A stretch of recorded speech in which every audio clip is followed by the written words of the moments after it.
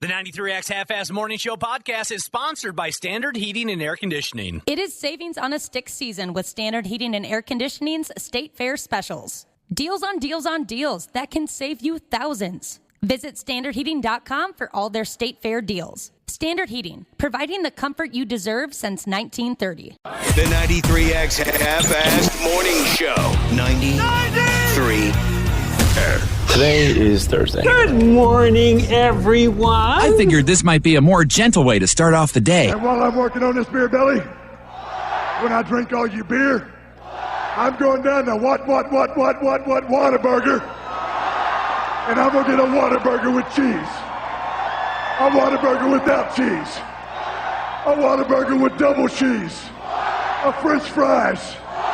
Some more French fries. I wanted fresh catch fish sandwiches. Another Whataburger with double cheese. It's showtime.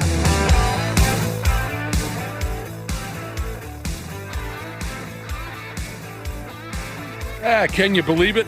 Little Stone Cold Steve Austin to start the morning. And a minute ago, we got to hear The Undertaker's worst ever ring entrance song. It's flipping 5:42. God, I forgot about that era. Yeah. At least maybe I just blocked it out of my head. Everyone just tried to block that one out.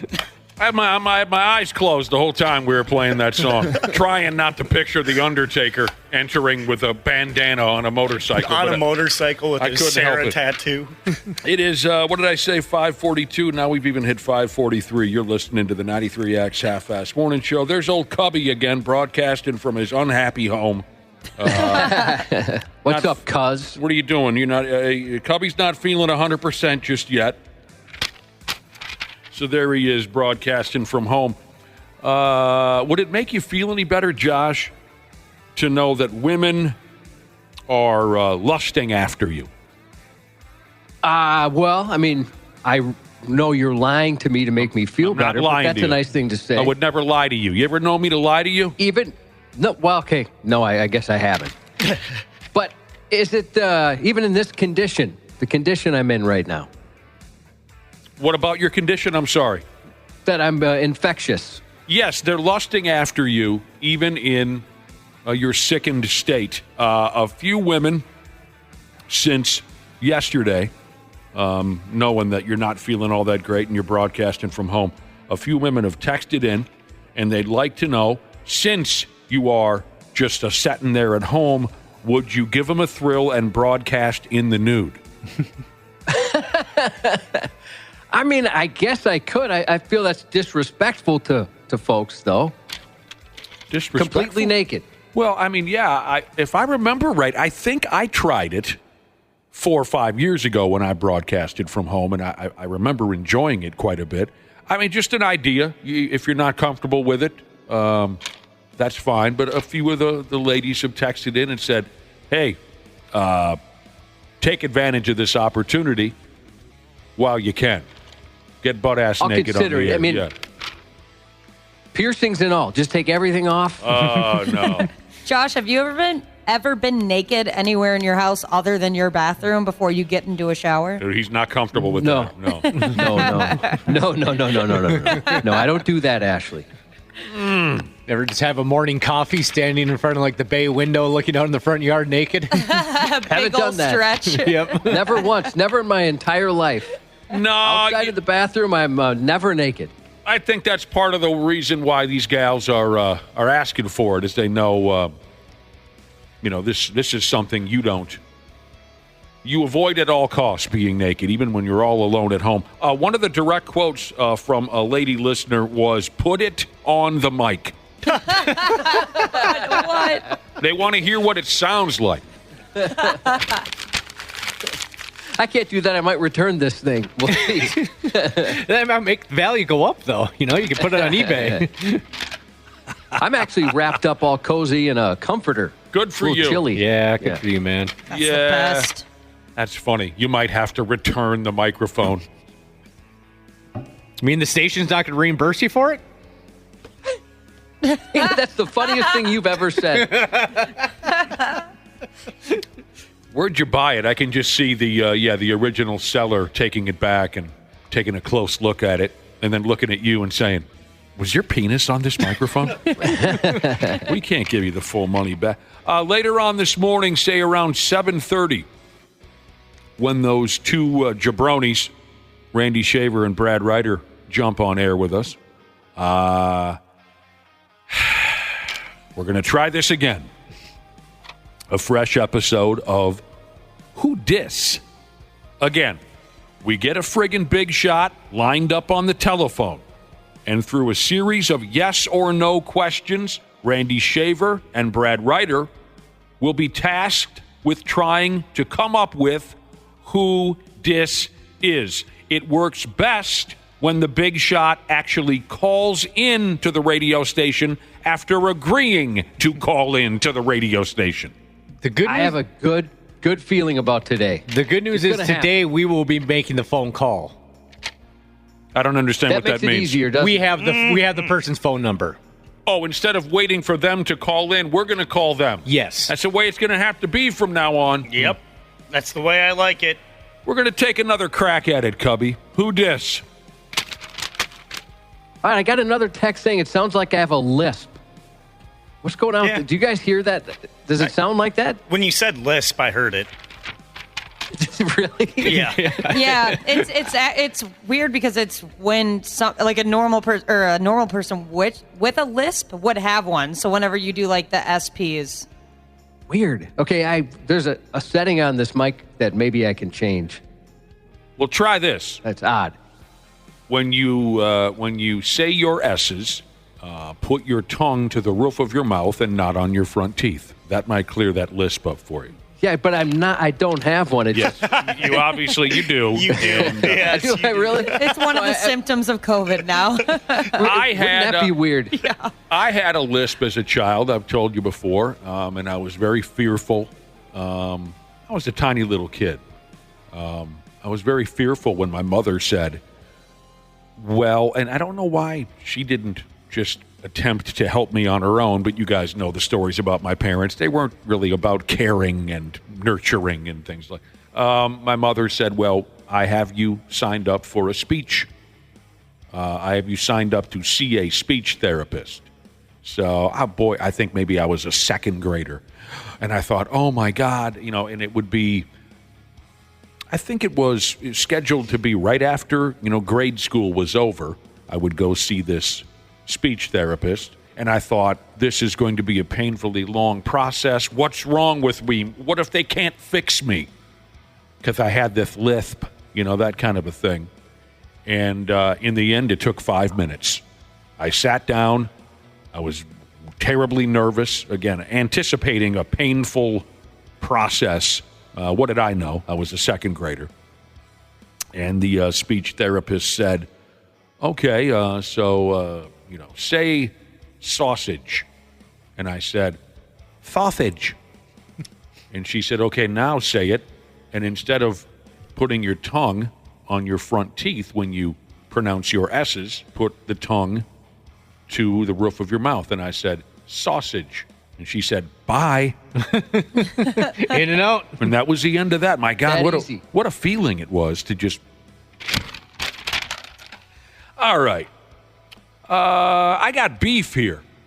I wanted to share this with you. Maybe you can help me out. Ashley pulled a report out of her behind a couple minutes ago. Not a couple minutes ago, a couple days ago. Natural sounds that are disgusting. Like maybe knocking your D into a microphone. Natural sounds that are disgusting. And it mentions this and that. And I got beef with one of the what's the word I'm looking for? Entries in this report. Oh, it mentions things like the sound of someone coughing up phlegm or mucus. That's a natural sound. That's kind of gross. Yep. I've told you before that one of my high school buddies, he's checked out now, or else we could still be torturing him with this.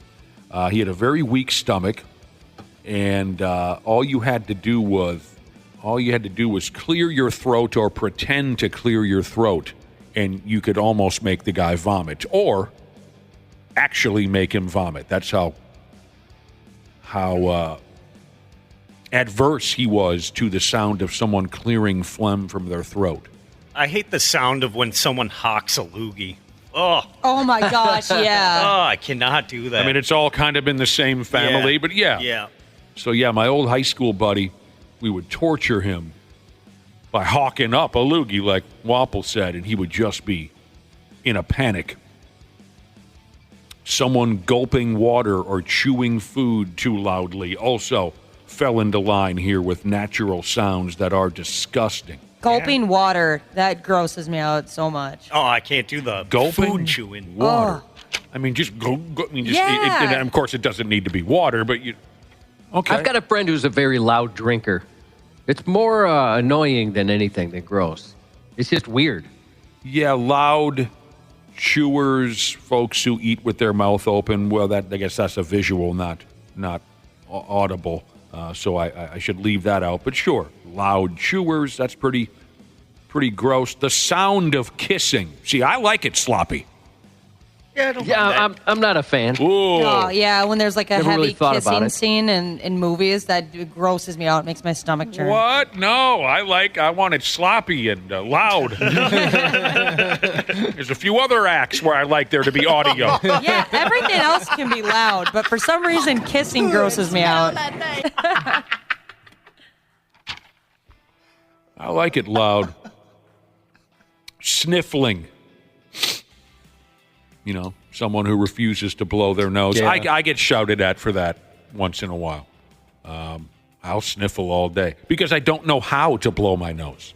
You know, that's a good point. When you get, I don't know if it's allergies or a cold, you do sniffle a lot. Yeah. Does it drive you nuts? No, not at all. What about cowboy I find it butts? adorable. What about cowboy butts? Cowboy butts do drive me nuts. I've got the bumper sticker to prove it. Yeah, you know, Josh knows this, and I've mentioned this before. I will sit and sniffle all day. I'll do anything to avoid blowing my nose because I do not know how to do it. I end up just making a mess like a 3-year-old. I don't know why. I cannot properly. I'm fascinated by folks like, you know, we've mentioned before, fellas from me and Cubby's dad's generation, you know. Guys in their 80s and whatnot.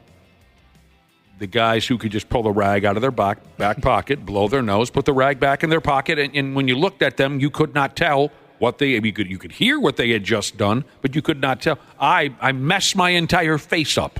I can't do it properly, so I'll sniffle all day. Cats or dogs licking themselves is another natural sound that is disgusting. That's bad, and it's always when you're trying to fall asleep. Okay. It's always when you're trying to fall asleep. I swear, they do. My dogs do it every night. Like, I'll be on the verge of sleeping, and you just hear them in the corner just licking away. Well, I guess it's bath time for them. Bedtime means bath time for the dog. Guess so. Children screeching also. Oh, that's horrible. And we haven't gotten to the one yet that I got beef with. Children screeching. What is it about that, Dana? You say that's horrible. Oh, I just can't handle it. It's just like a record, you know, just like nails on a chalkboard to me. Oh, yeah. I have a question for Josh, the parent on this here program. I live in a neighborhood, and there's a few little kids running around. And, of course, you get a Saturday or a Sunday afternoon, you hear them screaming and screaming and screaming and screaming. And, okay, I mean, it's not the most pleasant noise in the world. It doesn't drive me up a wall like I guess it does Dana. But, Josh, as a parent, when you're in the house, right, and the kids are out playing, you following this so far? Yep.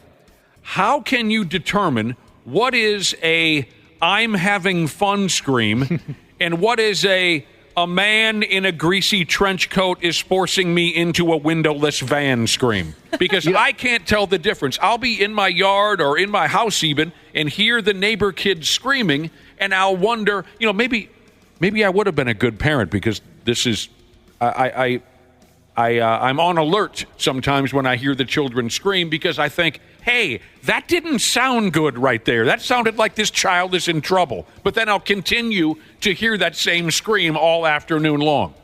Well, I'd have a different answer if you asked me maybe 10 years ago. But right now I'd say, you know, we're on our third I just don't care which one it is. Mm-hmm. Leave it alone. Not my problem.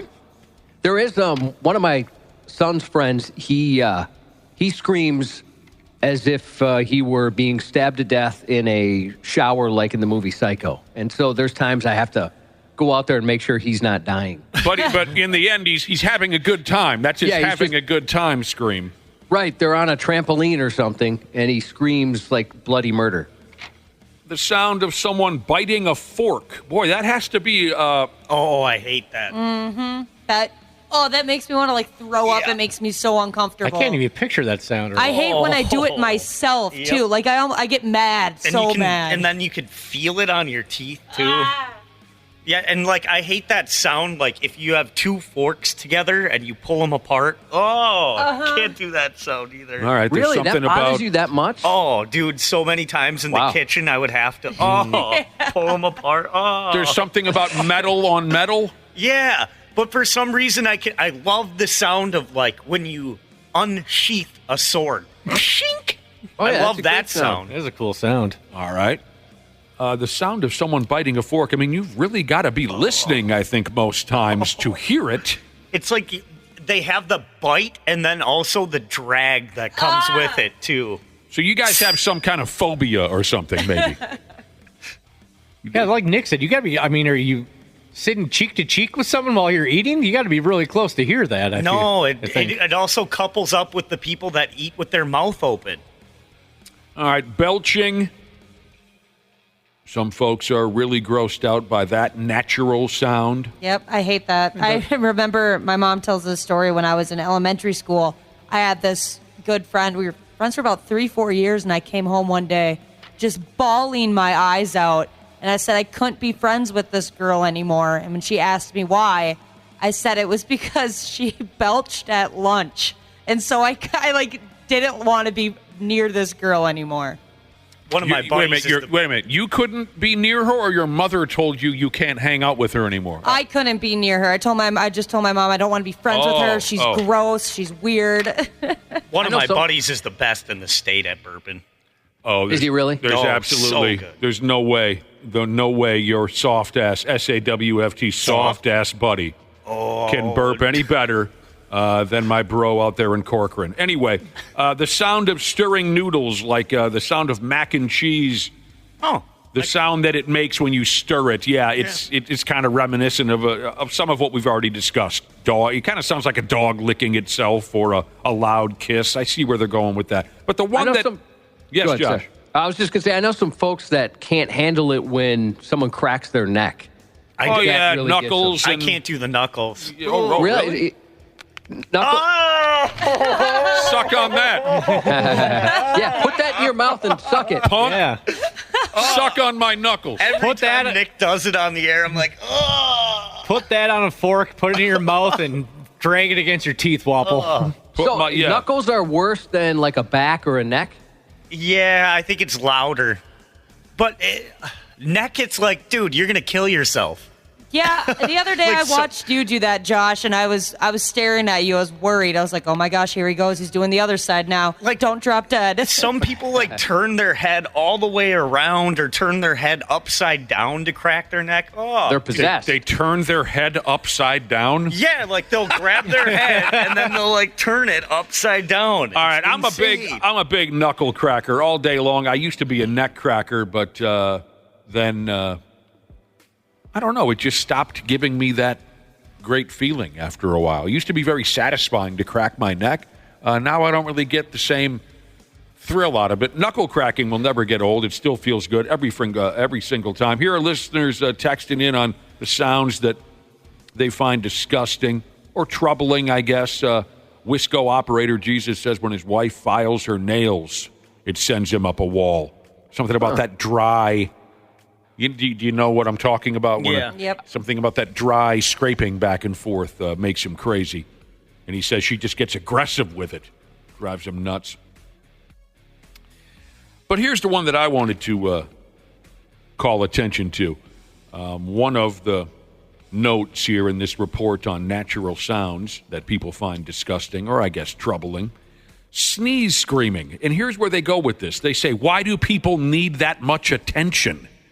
What are you talking about? I am a sneeze screamer. There is not a damn thing I can do about it. You think I'm trying to get attention with that? It's horrible. Ask Josh. I'll have these massive scream sneezes in the morning, and I'm not enjoying myself, am I, Josh? No, not at all. I think I'm a relatively loud sneezer. I mean, but you're one of the best, for sure. You can sneeze very loud. There's You don't look like you're doing that. There's no putting that on. That's just how it comes out. No, I can't help it, and it hurts, and I want to change. I can't. At first, I thought it was a bit the first couple times I heard you do it, Nick. But then after a while, I was like, all right, this guy really cannot handle this. No, for God's sake, it's a natural reaction.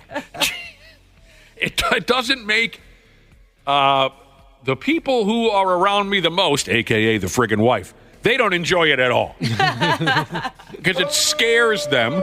Well, then here's my orgasm. Loud orgasms might bother people, I guess.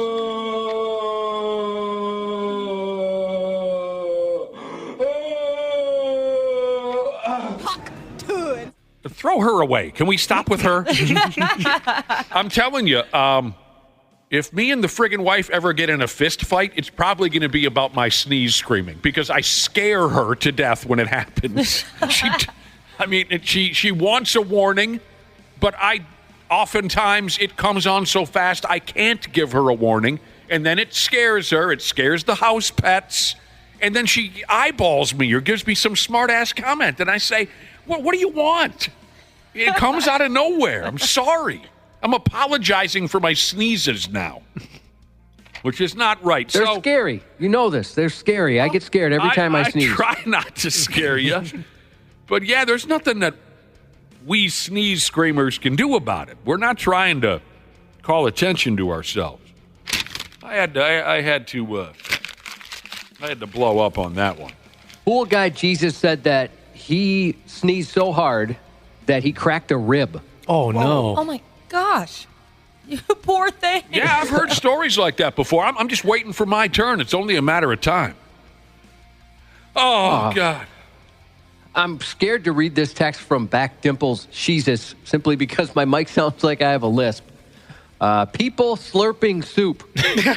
Did that sound like I had one? Yeah, it did. God damn, I don't know what's going on. It sounds fine here. You said people flirping soup? Why is that happening? I don't know. I don't notice it at all, Josh. Life. I don't notice it at all. Don't listen to people. When you bring attention to it, that's when you can really notice. I haven't noticed it at all in the time you've been broadcasting from home. Don't let these comments trouble you. What if I wonder if I just start using one, if maybe it won't sound like one. Oh, right. Kind of like, yeah. Suffering thuckatash. Did that sound like I had one? Yeah, a little bit. Yeah. A little touch there. Yeah, we had a few people text in about slurpers.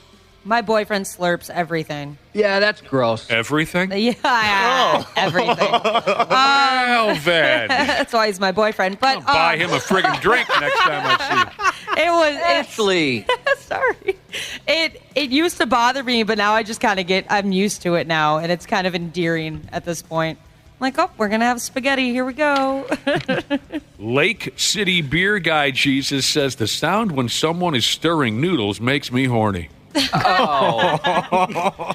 Yeah? Gross. You're not alone, son. Knows everything about nothing, Jesus. I got an annoying sound for it, he says. Your neighbor's dog constantly barking at nothing, and they don't care. Yeah, we got a couple of those neighborhood dogs where I wonder, it doesn't really, I'm not, and I'll never be the kind of neighbor to go over and say, hey, quiet your dog down. I'm not that aggravated by a dog bark. No offense, knows everything about nothing, Jesus, but I don't know. Maybe just relax a little bit. I don't like mouth noises very much. Mm-hmm. But there are a couple neighbor dogs where after a while I'll say to myself, you know, is anyone going to go out there and talk to this dog? I would never make a trip across the neighborhood to do anything about it, but I do know what you mean. You don't like mouth noises? No, that grosses me out. Really? What about a sloppy... Nope. No, thank you. What the hell? Have I offended you? Well, I just don't understand. It's, People have different. People are different, right? yes, they are. We should embrace our differences.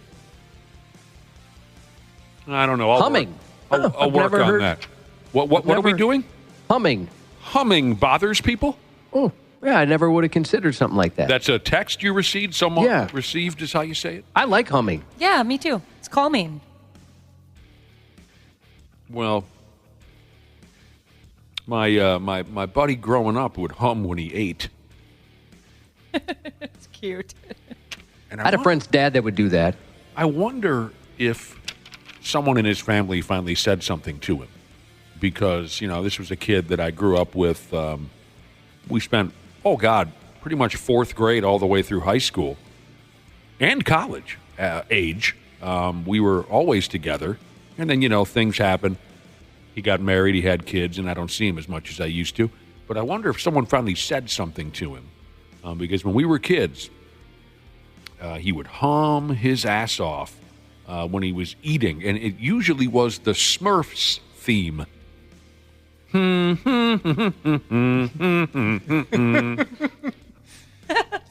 got used to it. I didn't bother me.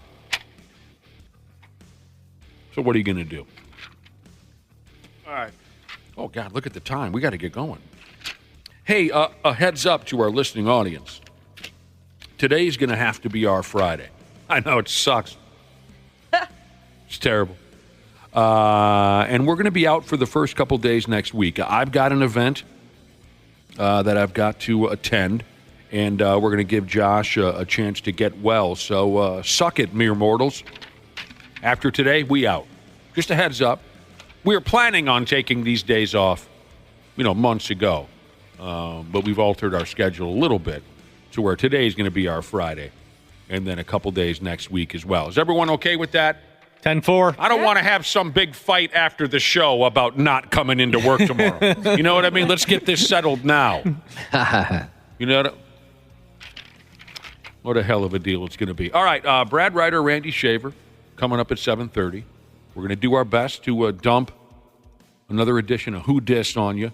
I got the stupid news coming up. We'll take a break. We'll be right back on the Half-Assed Morning Show. Did you know that Standard Heating opened its doors over 90 years ago? That's right. Tony Ferreira opened the doors in 1930, now ran by his granddaughter Claire Ferreira. Call Standard Heating and Air Conditioning today and experience the customer service and care that holds true today. It is savings on a stick season with Standard Heating and Air Conditioning's State Fair specials. Deals on deals on deals that can save you thousands. Visit standardheating.com for all their State Fair deals. Standard Heating, providing the comfort you deserve since 1930. When you have sports mixed with your pop culture, along with humor and celebrity interviews, your earbuds are enjoying The Rich Eisen Show. Good to see you, Bruce Feldman, the Big 12 landscape. I just know how Dion is, where he's coming from. His wins are measured differently. The question is, as you said, it's got to go from 4 to 8. I think they can do that. It would be hard not to get better considering how bad they were on the offensive line last year. Now, their schedule actually feels harder this year than it was last year. Search for The Rich Eisen Show on YouTube or wherever you listen. Stupid news on the Half-Assed Morning Show. Boy, that text machine really started cooking here a few minutes ago. We had a conversation about natural sounds that are disgusting. And then it kind of branked isn't a word. Then it kind of branched out to natural sounds that are annoying, a little disturbing. We went all over the place. Got a great text from Knows Everything About Nothing Jesus. I told you a few minutes ago. His neighbor's dogs bark constantly. That's a natural sound that he has trouble with. He told me a little bit more, and it's really cute. I think he mentioned he let his neighbors know that the constant dog barking was getting on his friggin' nerves, and here's how he did it. He waited for his neighbors to be out on their deck, sitting and having a conversation. He took out an air horn and pumped on it until he got their attention. And he said to them, "Is that annoying?" And then he said, "Kind of like dogs barking all friggin' day long." He said they got the hint, and their dogs don't bark constantly anymore. He does say that now he's very good friends with them. So Some of the other texts that came in on sounds that you find annoying, disgusting, disturbing, whatever it may be. Someone aggressively cutting a steak on their plate and the knife screeching away on the plate. Well, that's a tough one. Yeah, that is tough. It's just so odd to me. I'm very gentle when I use a fork and knife, mainly because I'm dumb enough to actually hurt myself. But also, I mean, it's dead. It's not going to get away. Why are you hacking away at it like that? So I can go along with that. Whistling. A listener says whistling, when it's constant, can be really, really annoying. And I have a limited tolerance for whistling. I do. I say a little goes a long way. Any thoughts on whistling? Anybody else? I like it. I don't mind when somebody's whistling a tune, but I guess there is always a point where I'm like, all right, we get it. You can whistle good. Right. Yeah, I whistle a lot. I haven't noticed that. I've never noticed that you whistle a lot. Yeah. I mean, everybody whistles. I'll tell you what drove me nuts. I do have a tolerance for it. You want to whistle a happy song, that's great. But once we hit about a 20-minute mark, okay, you know what I mean? This is a little bit different, but many, many years ago when I used to work, not a word. Again, that's twice this morning where I've used a word that. When I used to work at Soft Touch Car Wash, St. Cloud, Minnesota, working for, I believe at the time it was $4.25 an hour at Soft Touch Car Wash. I worked with this dude. And I'll try to explain this properly because I can't whistle. You know the type of folks that can whistle to get your attention? Weep. You know what I'm talking about? Yeah. I can't Always do been it. jealous of that. Me too. Yeah. Dude that I worked with, side by side, made that little quick weep whistling sound whenever he performed an action. Hey, Donnie, go fetch that sponge. And when he'd snatch the sponge off the shelf, he'd go, weep, grab me that spray bottle. When he grabbed the bottle, weep, everything that he did. You see what I mean? It was almost like he was a walking cartoon sound effects machine. Yeah. When he sat down for lunch, when his ass hit the chair, he'd go, that's what he would do. It was the oddest effing thing, and I wanted to choke him to death. But I have to admit that there were some real shady characters over there, and I did fear doing anything challenging with these people because they were dangerous. Unhinged. And this guy was no different. They were slightly.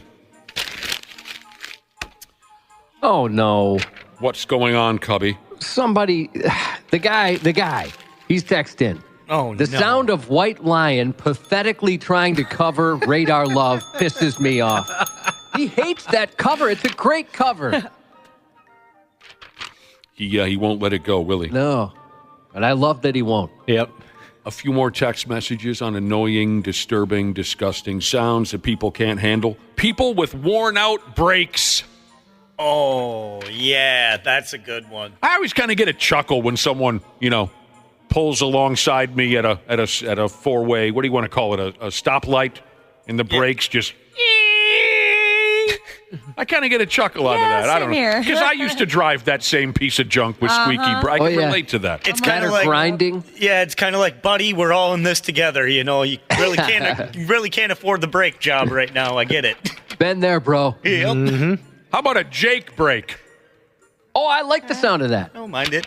I wouldn't want to be right in front of a semi that was doing it, but I like the sound of that. I kind of enjoy it. I think the reason why I enjoy a loud-ass Jake brake is because a good buddy of mine used to live in the worst little spider hole garbage house, kind of nestled right below a major highway. It was straight out of a movie. You want to talk about the worst possible place to live? He had this tiny little garbage house, and I can't remember. It was like basically tucked directly under 694 and some other major highway. It was just awful. And all night long when we'd sit there drinking beer, you would hear a big Jake brake, and dude would go nuts. He would go nuts. Friggin' Jake breaking, belt buckle wearing some bitches, over the road truck driver, speed demon bastards. He would just go nuts. He got so tired of the Jake breaks all the time. We had a riot with that. Here's a good one from Cyclops Jesus. How about the chirp of a dying smoke alarm? Oh, that's awful. brutal. Up a And damn sometimes wall. it's difficult to figure out where it's coming from. I don't know why that is. We were doing that the other day, and it drives the dog nuts. And we're running around the house, pulling them all off. Nope, not that one, not that one. It was maddening. Now, this one I can relate to big time. Heavy breathing when someone is just sitting there, not exercising. There have been 2 people that I've worked with in my radio career who about had me come undone by their relaxed, heavy breathing, where they're just sitting there, and this is what they're doing. Yuck. I couldn't take it. I understand. Couldn't take it. I mean, what are you doing? Are you going to give birth? You're just sitting there. What's the problem? I can relate to that one. I like this one. Vocal fry, and when it's on purpose. Oh. Vocal, that's tough to listen to. Big time. I got problems with that. And finally, on our conversation of annoying, disgusting, disturbing sounds, eyeball popping noises. What do you, remove the eyes of all your victims? What do you mean, eyeball popping noises? I don't know what he means. I don't know that I've ever heard that outside of a horror movie. I don't think I have. All right, the stupid news is sitting right here in front of me. Here's a listener who texted in and said, will someone acknowledge the fact that today is National Cat Day and the fact that you, he means me, Wapple and I are superior citizens for being cat owners. Okay, yeah, absolutely. National Cat Day. And cat owners are on a higher level.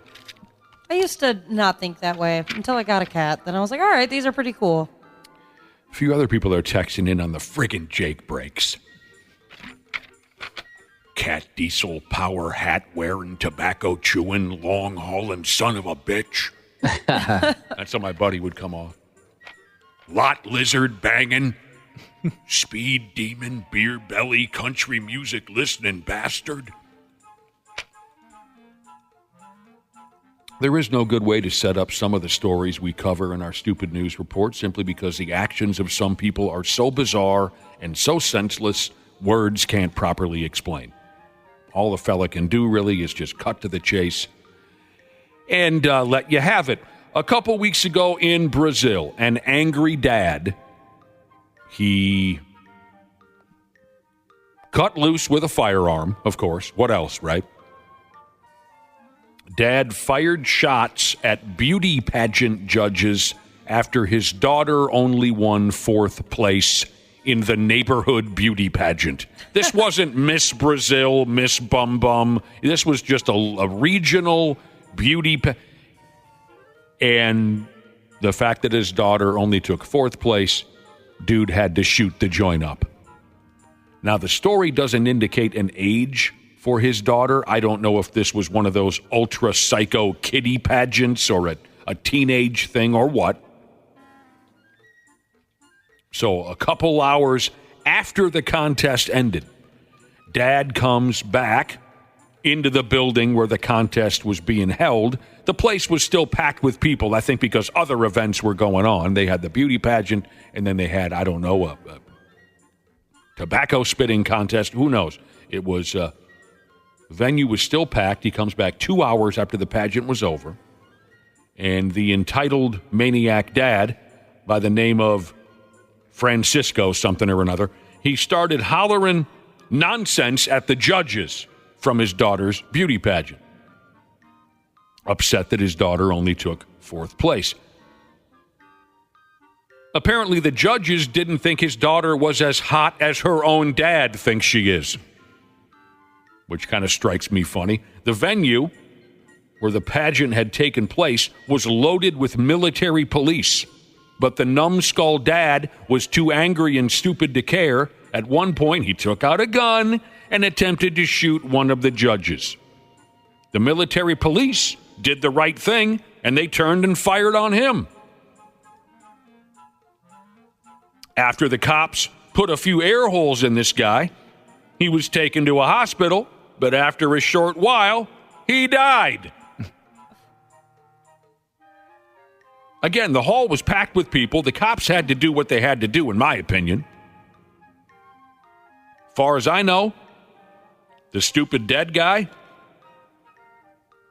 who was strangely sensitive to how hot his daughter was perceived to be by strangers didn't clip any judges when he fired, but he might have winged a couple of random folks who I'm sure were really glad he came. Yeah, no doubt. I've heard those pageants can get kind of nutty. I mean, the Dance Mom show, right? Yeah. And didn't some pretty wild stuff. I never watched it, but I heard it's crazy, like absolutely nuts. I think it's just kind of like these things. Yeah, it's like sports parents, how they behave these days. Oh, I think it's time. I think it's a lot worse. Does it get even crazier? Yeah. Pageant moms are something else. Pageant Yeah, I parents, agree, guess. Ashley. It seems like the stories you hear are worse. Yep. Dance moms, you say, Josh? Dance Moms. I loved that show. It was a Is that where Honey Boo Boo came from? She was a pageant, like a little pageant kid.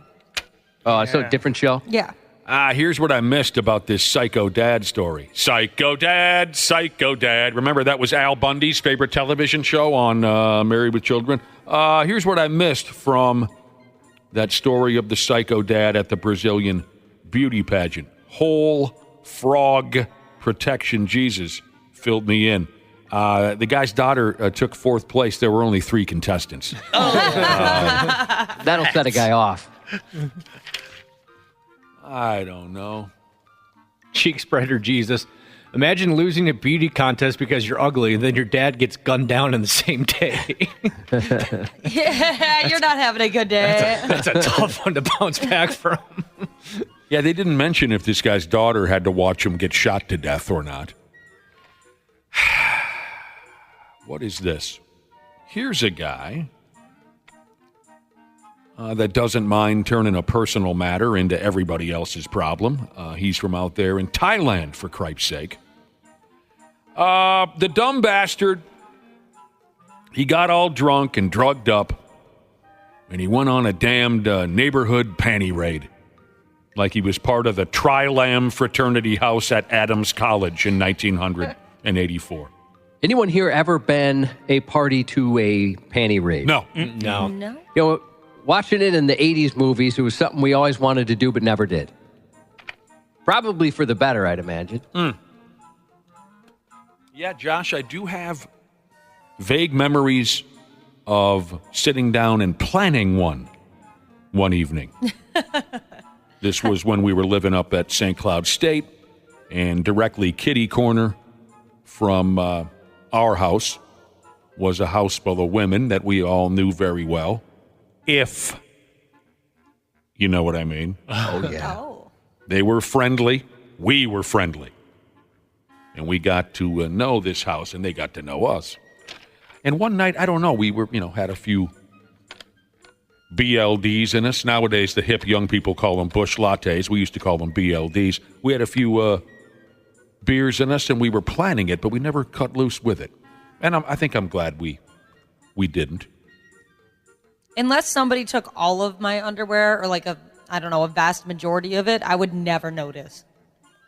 If a pair or two were I'm gone. sorry? Yeah. What? Say that again? Unless somebody took like a large quantity of my underwear, like almost all of them, I don't think I would ever notice. Well, then that must mean you have lots and lots of underwears. And I just assume, like, when I lose a pair, I'm like, all right, well, I don't know where that went. It's just Well, gone yeah, I mean, if forever. someone took a pair of my underwears, there's no friggin' way I'd notice either. I'd probably notice. I don't have very many, but I also, I got to be honest, I'll be quite flattered if somebody thought enough of my genitalia to take my underpants. That'd be great. It's got my name written in it, so I'll get it back. I Got read my it name all. on my underwear. Yeah, all right. Dude went on a panty raid, and he got arrested for doing that. The story is really sad and pathetic. Just yesterday, he was arrested. The cops caught the guy with ladies' drawers and shoes on him. He had 10 pairs of panties, don't you know? He said he was under the influence of alcohol and drugs during the panty raid. He was feeling a strong urge, he said. So he upped and grabbed underwears that women in his neighborhood had hung out to dry on clotheslines and whatnot. Then he hung the underwears in his bathroom, and he used them to help him masturbate. Staring at one pair. Oh, God, the black ones. Oh, God, look at those. Those are kind of frilly. Oh, my God, the white ones. Buh! That's what he did. The way the guy comes off is so pathetic. He said after he was arrested that there was a certain type of women's drawers that he was after. He said he was, quote, saddened, that's the word he chose, saddened, that his wife didn't have those kinds of underwears. Oh, no. This guy had a wife? Yeah. So those are the drawers he made sure he snatched up so he could jag one loose. He was obsessed with the type of drawers that I guess his old lady does not like to wear. To hide that he was doing this, to hide this from his family, he hid the soiled underwears above the bathroom ceiling. But they were found. He said he felt sorry for his wife. Me too. He was afraid also. I'm afraid, he said. And the cop said, why? I'm afraid that my wife will think that I love these panties more than I love her. Oh, my gosh. Sounds like you do. Yeah, she needs to file for divorce immediately. Maybe get a restraining order, too, on top of it. I had a girlfriend once that got a lot of her underwear stolen from her. She lived in an apartment building, and she went down to do her laundry, brought her hamper down there. The laundry machines were full, so she's like, all right, I'll just leave my laundry here. I'll come back. She goes back down there, and somebody had gone through and taken out all of her pairs of underwear that were in the hamper. No. And that? Yes, just the underwear. You live with them, too, in Yes. the same building? I would not sleep. Exactly. She felt so violated, as you can imagine. That's hot stuff. Just go buy some, you know? I mean, I guess that thrill is gone for them, but buy some. So here's that seems to be more responsible to me. Yeah. I agree with you, Cubby. This poor guy, the panty raid guy, he begged the victims, the ladies whose drawers he swiped, he begged them to not press charges. He said, look, I'm a husband and a father. I'm worried that my family will leave me, especially now, you know, that our grandparents are so ill. Oh, my God. That would give me more of a reason to press charges. He tried to get him with the sick grandparents routine. Dying grandparents would make you really want to press charges? Most of the other stuff. Like he's lying, I'm sure, about that. I mean, that's my guess. He's lying about the sick grandparents. He's trying to gain sympathy. Well, mostly the other stuff, like because he has a wife and kids. I'd be like, yeah, I'm pressing charges because I don't want you anywhere near them. You're obviously insane. Wow. I can't imagine learning on the news that my dad was a panty sniffer and he stole panties. Oh, dude. Yeah, I'd probably call my dad a little less often if that was the case. The victims will be pressing charges. When this guy's wife found out, she was awful disappointed. Ashley, you're very passionate about this man being punished to the full extent. How do you like this? It says he's likely going to go to prison for 3 years. That's good. Maybe that'll help him. Maybe some therapy in there, too. You know what? If there's anything that we've learned, Josh, is when someone goes to prison, it's helpful, and they always come out. They always come out a brand new person. 1 time out of 10. Right.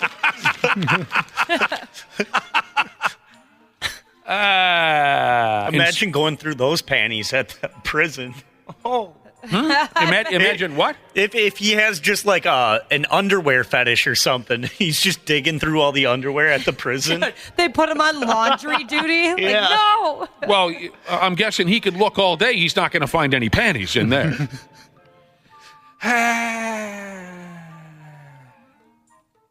Speaking of drawers, I don't know, you true crime junkies might go for this. Then again, maybe you might not.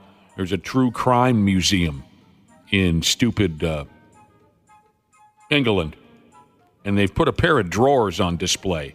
Apparently the panties belong to a notorious serial killer over that way a gal called Rose West. You ever heard of her? Never. You're right. That's because she's from England, I would imagine. I'm sure, the English, they know her. We don't. The museum spent a couple of grand to get their hands on her dirty panties so they could tack them up on the wall for everyone to see. It says here, Rose West tortured and killed at least 10 women, mostly with the help of her husband, a fella named Fred. Dang it, Fred. Yes, dang it. Kind of what Wample was just saying about the prison laundry. The museum got this woman's panties from a prison guard, the prison where this Rose lady was locked up. The guard, I guess, took them out the laundry and sold them to the museum. Nice little side gig, little bonus for the guy. I don't know. Some of this stuff at the True Crime Museum is even too dark for me, and I like dark things. Okay, a pair of drawers on the wall, I don't care. Weird. Yeah. That's weird and everything. Don't really see the appeal. No. But, I mean, did you check out some of the other things that they have? They got a bathtub that 6 people were dismembered in. Acid bottles used to dissolve other murder victims. They got some dead serial killer's effing skull. No thanks. Yeah, I like this kind of stuff, but that's a little too far. Wouldn't you get a little butthurt if they had, the serial killer's bathtub, acid, and they just took your underwear? Wouldn't you be a little butthurt? Out of everything? Yeah. You really grabbed my underwear? Yeah, no murder weapons, nothing. Yeah, my underwear. I did some good work, and that's what you want, my underwear. Yeah. Man. Tacking drawers up to the wall. That backfired on us one night after a party. Stripper came over, did her thing, left a pair of her drawers behind. And one guy in our group was so excited he tacked them up to his wall. He was a young guy. He'd never been to a party before with a private stripper, right? So he was pumped, and he loved her. And she was wonderful at what she did. So he tacked her drawers up on the wall, and then a couple days later he noticed a bacon stripe. Oh! Yuck. Oh, no. Just burned down the whole wall at that point. The house. Goodbye, apartment. Speaking of burning things down, this here gal that makes you wonder how she made it this far in a place called Roseburg, Oregon, a really stupid lady driving a bakery van. She allegedly lit a cigarette while using a hose to siphon gas out of a U-Haul vehicle. She's now been charged with second-degree arson after at least one and possibly 2 U-Haul vehicles were blown to friggin' smithereens. So if you can picture this, she's got her stupid little delivery van. She doesn't want to pay for gas, so she pulls into the U-Haul dealership and she's siphoning gas out of their vehicles. And she just said, this is a 47-year-old. She goes by the name of Jennifer Holmes.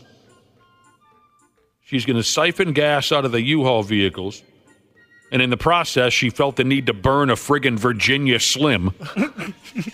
And the whole works catches fire. Idiot.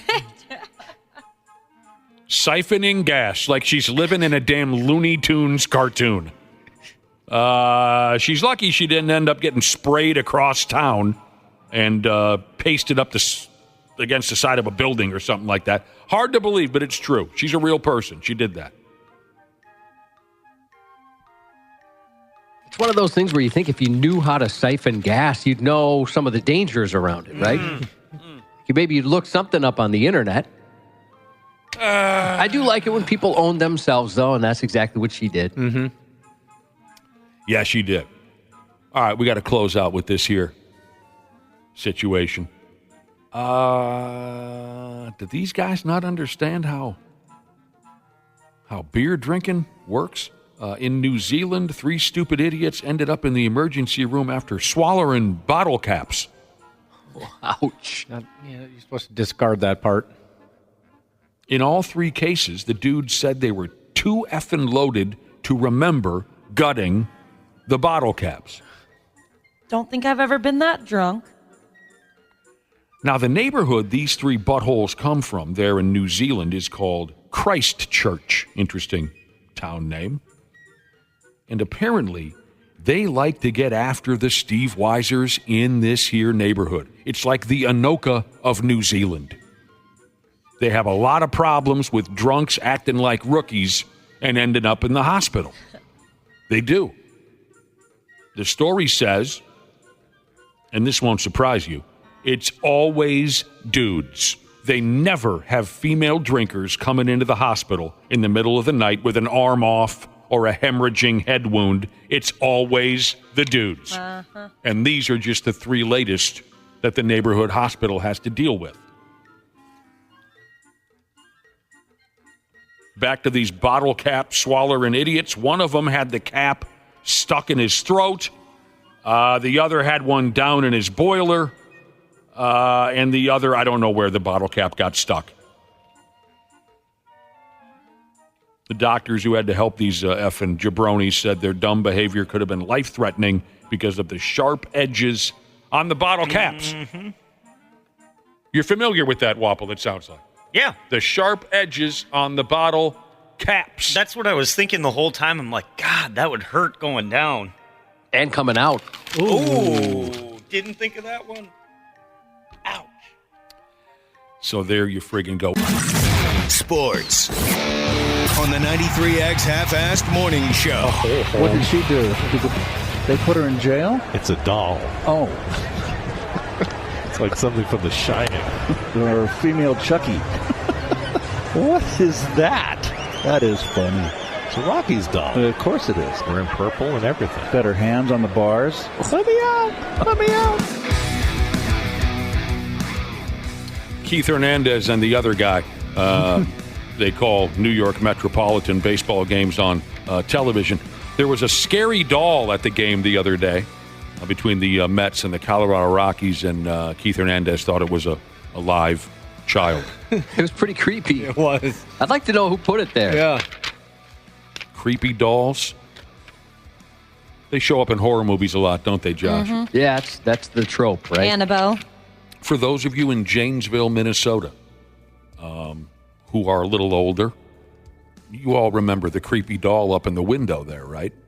My grandmother lived there for a while when we were kids, and there was a big old house near my grandmother's place that had a creepy doll way up in the tippy top window of the house, and it was kind of a thrill for us little kids to walk by that house at night. We were all kind of creeped out by it, and I think it became kind of an infamous thing.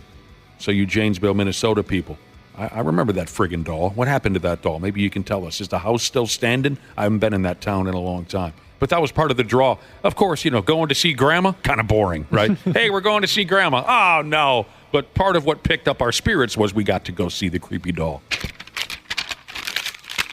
Twins.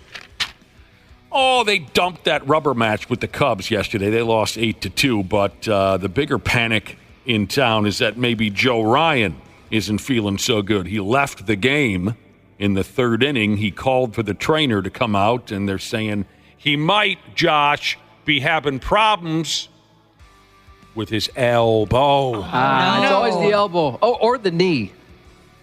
Yeah, sometimes it's the knee. Sometimes it's the... So they got a day off today, I guess, unless someone saw something already. I haven't seen any word on Joe Ryan yet. They got a day off today. Then they start that big friggin' series with the Guardians, or the doubleheader on Friday. We'll get into this with Randy Shaver and Brad Ryder coming up in a half hour. And fingers crossed, I guess, is how we say it. We are, again, shooting for a fresh edition of Who Dis. We're going to get some big timer on the telephone and see if Randy Shaver and Brad Ryder can guess who Dis is. All that coming up. Stick around. Josh's News is next. Right now on the Luther Bloomington Kia text line, text FOREVER, FOREVER, FOREVER, to 651-989-9393 for a chance to win tickets to Cage the Elephant. Cage the Elephant takes place Monday, August 12th at Target Center. These tickets are furnished by Live Nation. This keyword is good today, August 8th until midnight.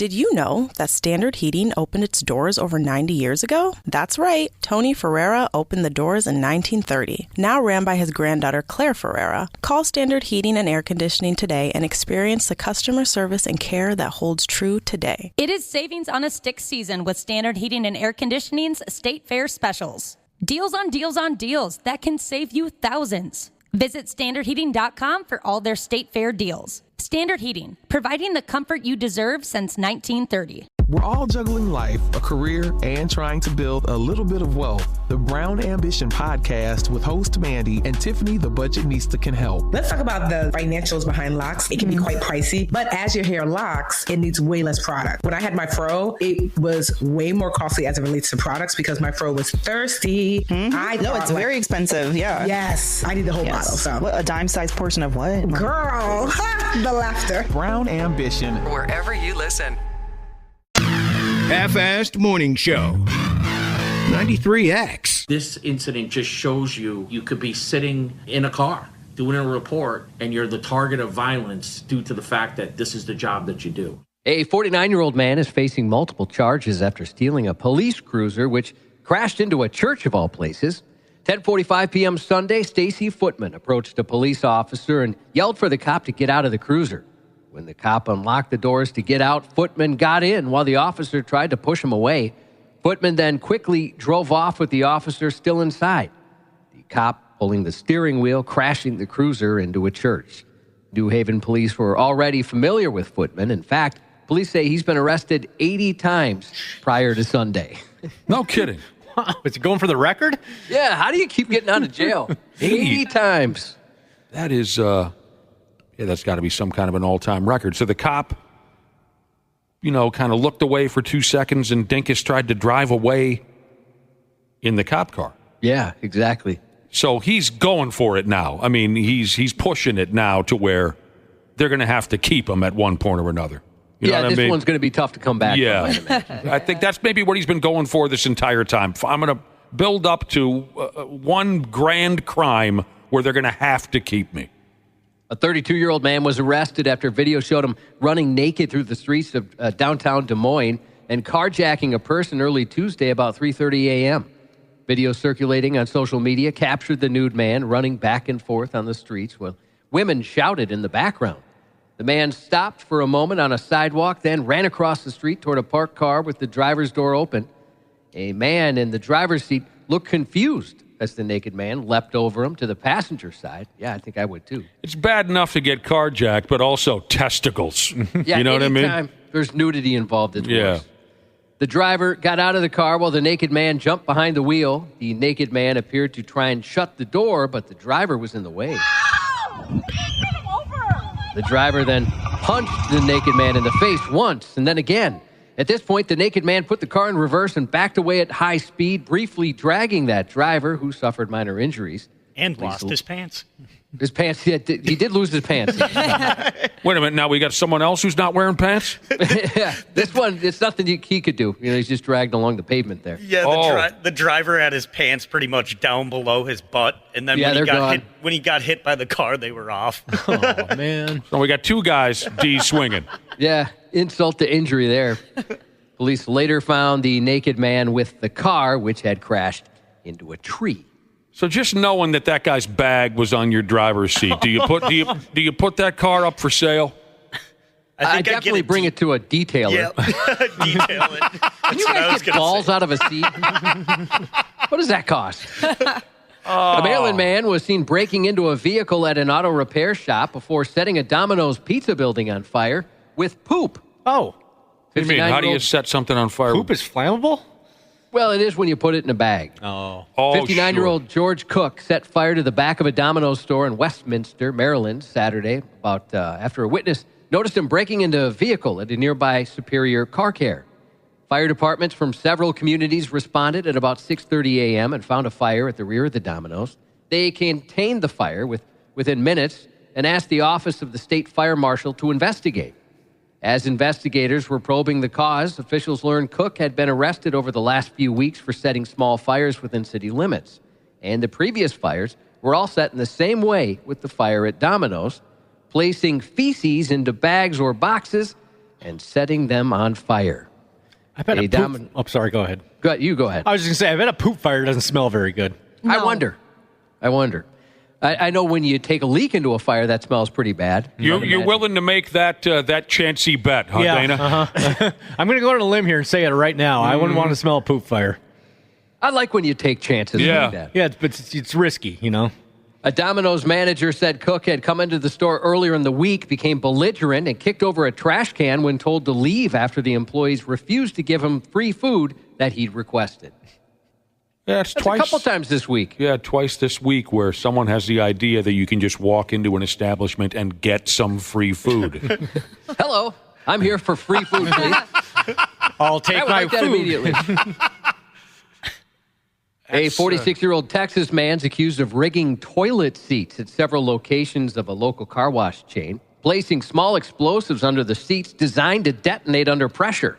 Dude, host. Yeah, can you imagine? There go your nuts. So it's like the ketchup trick, but up 10 notches. I don't know what you mean. Yep. Why, you guys never did the ketchup thing? Well, you have to explain it to us, and then I can tell you whether or not I... So you take ketchup packets and you fold them in half, and then you put them underneath the toilet seat. You know, the little clampers. I was imagining something with real detonation. You know what I mean? Sure. Yes, I know what you mean. Doesn't seem like there'd be enough ketchup to make that satisfying. No, it's underwhelming, Josh. It seems like it would. It's wildly underwhelming. The ketchup also seems kind of shallow and pedantic. It is. The ketchup just explodes on their legs, and they're like, dang it. Don't try to hype it up, Wapple. We all know it's a very underwhelming bit. Well, that's what, I said that and the explosives, and it was a lot better. He's still trying to hype it up over there. Yeah, he gets pretty excited about it. The San Antonio Police Department contacted the arson office July 27th about several incidents over the previous week. Again, this is the guy with the toilet bombs. The incidents, 3 in total, involved small explosions set under toilet seats at 2 of the car wash chain's locations. A representative of the company said on both dates, loud bangs were heard in the bathroom by customers using the bathroom. He's looking to straight up kill somebody. You know, I wonder, somebody did get all exploded on and she was okay. Oh. Well, the computer's not working. When someone else used the facilities, there was a small explosion. Detectives say a woman was injured, but she left the location before a report was made. So one woman did sit down in the toilet, and there was some level of detonation. Yeah, she just walked out after it. Just left. Wow. Well, all my pubes have been burned off. Yeah, I can't find my piercing, but did it knock the piercing right off of her? Yeah, it didn't mention if she was pierced or not, if there's any decorations down there. Could you imagine being a reporter and asking that question? A company representative who spoke to police said they identified a male customer who they believed was responsible for rigging the seats. Security video places the man arriving at all 3 incidents prior to the explosions, using the bathroom, and then he just sat in the waiting area watching the door until he heard the explosive devices go off. Oh, yeah, he wanted to be there for the payoff. Then in New York, a 20-year-old man used an explosive device to blow up a porta potty at a beach. Officers found the exploded portable restroom about 5:20 a.m. that day with debris, likely turds, scattered more than 40 feet. Yuck. Turds, Ashley. You know what? I'm going to go on another limb here and say I bet exploded turds don't smell very good either. Well, there's one way to find out. A 29-year-old Florida tire shop employee died sadly in a freak accident. A tire exploded while he was inflating it Monday. The deputies were called to an A-Expert Tire and Automotive Service about 12:50 p.m. and learned the employee, Richard Fellini, was inflating a tire when it exploded and struck him. Come on, man, that sucks. Yeah, you know, I'd heard about that before. I was at a tire changing place, and they even said, they're like, hey, look out, something bad can happen. Yeah, I guess I've always heard that, if you don't know what you're doing, you could part your hair. According to the sheriff's office, deputies spoke with an employee who witnessed the incident. He said he saw the man filling large tires with air before he went inside the shop. The witness returned shortly after to help him relieve air pressure from the tire when it suddenly blew, and it struck the man in the head. Oh, man. That's a terrible, terrible thing. I had a tire give way on me in the same fashion when I was fixing my Deoped. You put too much air in it? Put too much air in it, and it popped and whacked me. I bet that scared the heck out of you. Yeah, Yeah, that no sounds kidding. so scary. It whacked Pretty me in loud. the shin, I think, like a sumbitch. My old, in case you're wondering, what's a Dio-ped? It's a moped dedicated to the immortal career of the one and only Ronnie James Dio. Also, what was unbelievable, Josh, was when the tire popped and it whacked me upside the leg, I fell backwards and I landed on a ketchup packet. Oh, my God. Funny. It was The hilarity unbelievable. that must have ensued. Yeah. Oh, I bet the ketchup packet was worse than the tire exploding for sure. Sleepless nights from a mysterious sound in one northwest Oklahoma City neighborhood may have come to an end, at least for now. Neighbors had been wondering about the noise keeping them up all night, for nights. The usually quiet area began being disrupted Sunday, July 28th. A blaring noise from the parking garage of a hospital disturbed the peace. We thought it was like angry birds or loud, sick crickets. I mean, very loud. Loud, neighbor. sick crickets. Yeah, sick crickets. Interesting conclusion that she made there. Yeah. That sounds like a punk band, doesn't it? Sick Crickets. Yep. She said she called the hospital, and the hospital said they'd look into it. But for 2 days straight, the noise continued 24/7. Our bedroom faces that way, so you can't get any sleep. It's crazy loud. And it just kept on and kept on and kept on. A statement from the hospital said the sound is a bird deterrent that they've used for about 20 years without any prior issues. They said their facilities crew turned the noise off, and they are working on a fix. Oh, how about that? I didn't know they had such a thing. No, I don't think I've heard of that either, Cubby. Last week, a Frontier Airlines flight got canceled, not because of a worldwide computer crisis, not even because of weather, but because one of its pilots got arrested. No. The pilot, Seymour Walker, was taken into custody about 4 p.m. last Thursday at a Texas airport. The 45-year-old was wanted on an assault family violence arrest. Passengers filmed as the pilot was removed from the aircraft in cuffs. There he is. I can't really see his hands behind his back. In a statement, Frontier Airlines confirmed the pilot's arrest, that it wasn't related to the airline's or pilot's performance on his job duty. A replacement wasn't immediately available, forcing that flight's cancellation. Oh, that would Can you imagine suck. seeing something like that? What do you mean? What would suck about that? That'd be a lot of fun to watch the guy get cuffed and taken away. I'd say the flight being canceled? That usually only happens in the movies. Oh, I don't give a rat's ass if my flight gets canceled. I don't want to go on the flight anyway. It'd be fun to see that happen in person. Oh, dude, what did he do? You know what I mean?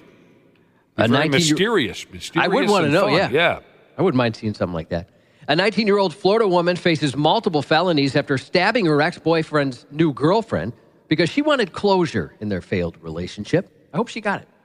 Emily Morales showed up unannounced at the boyfriend's home and stabbed the victim in the chest with a pocket knife, 9 p.m. July 31st. The victim's 26-year-old boyfriend said they were in the kitchen when he heard a loud knock and saw Morales through the frosted glass. Doorbell camera footage showed a commotion at the door and the victim collapsing in the living room, bleeding from her chest. After the surprise knife attack, Morales even attempted to stab the boyfriend before fleeing on foot. Morales told detectives she had an on and off again relationship with the boyfriend and went to his home for closure after an argument. It's a big thing for some people, Josh, that closure. Yeah, you know what? It's nice to get, isn't it? I mean, maybe don't get stabby. Yeah. It is nice to get that closure. Oh, I don't really care one way or the other, but it's a big thing for some people. A 50-year-old American woman found chained to a tree screaming in a forest in western India shackled herself there, they learned. The woman was rescued about 10 days ago from a dense forest after her cries for help were heard by shepherds. In a statement to police, she claimed her husband had chained her there and left her in the forest to die without food or water for the last 40 days. Oh, my God. The case, as you can imagine, shocked India, and police assembled several teams to investigate. Tuesday, police learned the truth about the bizarre case. The woman told them she had been distressed because her visa ran out and she was running out of money, so she bought locks and chains and tied herself to the tree. How was that going to fix her visa problems? Yeah, I don't know. She'd I don't really become know. I don't know if she thought that all the way through. What the hell? Yeah, where's the payoff there? Comedian Mitch Hedberg is set to be the focus of a forthcoming documentary nearly 2 decades after his death. I order the club sandwich all the time, and I'm not even a member, man. I don't know how I get away with it. I like my sandwiches with 3 pieces of bread. So do I. Well, let's form a club then. Okay, but we need some more stipulations. Yes, we do. Instead of cutting the sandwich once, let's cut it again. Yes, 4 triangles. And we will position them into a circle. And in the middle, we will dump chips. Or a potato salad. Okay. Let me ask you a question. How you feel about frilly toothpicks? I'm formed.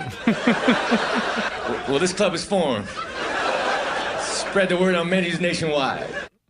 The project, currently untitled and without a planned release date, is set to include archival footage, home movies, interviews with loved ones, childhood friends, and fellow comics. The filmmakers have conducted more than 100 interviews across the country for the film. It's a lot of interviews. Among those offering, that's a lot, but that took a while. Among those offering perspectives on Hedberg's life and career are Louis Black, Jim Gaffigan, B.J. Novak, Dave Attell, Doug Stanhope, Greg Fitzsimmons, and Nick Swartzen. Known for his one-liner style delivery, the Minnesota native was beloved by fans and fellow comics alike.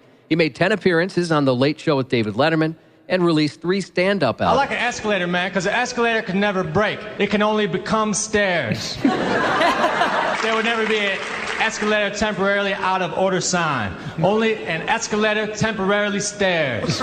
Sorry for the convenience. Hedberg died March 30th, 2005 at only 37 years old. He had some great stuff. Yeah, he did. Yeah, he's one of my favorites. Me too. If any of us, he's awesome. If any of us check out and a documentary is made, there would be a max of 4 interviews. Yeah. But when Mitch Hedberg died, 100, everybody loved the guy, and for good reason. He was brilliant. Oh yeah, one of the best. Very unique. The 4th and final season of The Umbrella Academy premieres today on Netflix. Yay. I'm sorry, what happened? The Umbrella Academy and, on Netflix today. You're 4. celebrating that, Ashley? Tell us about the Umbrella Academy. Never heard of it. You would want absolutely nothing to do with it. It's kind of like it's a bunch of kids that live in a house called the Umbrella Academy, and they have superpowers. Oh, for Christ's sake. Gerard Way of My Chemical Romance, is that his show? Like he created that? Or, I guess I'm not sure. Wapple is very sorry that I asked. Yes, so sorry. Creed singer Scott Stapp, 51 today. Dustin Hoffman, 87. Happy 50th. How the hell is Scott Stapp only 51? He looks terrible. Oh, you think he looks bad? Oh, my. I guess maybe I haven't seen him in the last couple of years. He's younger than I am? That is absolutely shocking. Happy 50th to... Who else's birthday? I was shouting over some other birthday you gave. Dustin Hoffman, 87. Oh, my God. Happy 50th to formerly Metro Transit driver from the Hotter Effin' Wife Jesus. Happy 3rd birthday to the goodest boy in the state, Winston, the Bernese Mountain Dog from Holland Nass Jesus. This text says, "Good morning, bitches. Just wanted to wish my smoking hot husband, Sean, a happy 40th. With love, Penny." And that's 93X News. Randy Shaver. There's always something new with him. He's an embarrassment to himself. This guy's, he comes around this community. He thinks he runs in here. On the Half-Assed Morning Show. Quincy Hall is digging deep. Quincy Hall is running past all of them. Can he get there? He does. It's gone for the USA. Quincy Hall with the most epic comeback. My goodness. Hi, Randy. Hi, Brad. Good morning. Hi, Nick. All right, we're going to try it again.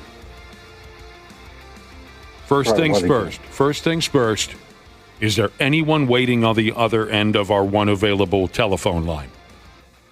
Wapple. Yes. Mm-hmm. Okay, that's farther than we got last week. That's farther than we got last week. Randy Shaver, Brad Ryder. It's another edition of Who Dis? Okay. I know, we got a cute little theme song. Hello? Hello. Hello? Hello. Hello? Hello. Wait, hang on. Let me call. Who this? It's another edition of Who Dis? And Randy said, did you hear Randy? He went, okay. It sounds like you're not convinced that this is going to happen. Is Dana working? Present. Oh, God. Okay, well, then maybe we are going to be able to pull this off. Say if somebody's on the other end, that's a good start. Right. Yeah. This is further than we got last week. Now, here's how this works. On the telephone line, we got a big shot somebody. We do. But you two, Randy and Brad, you don't know. Yeah. You don't know who this is. So, through a series of yes or no questions.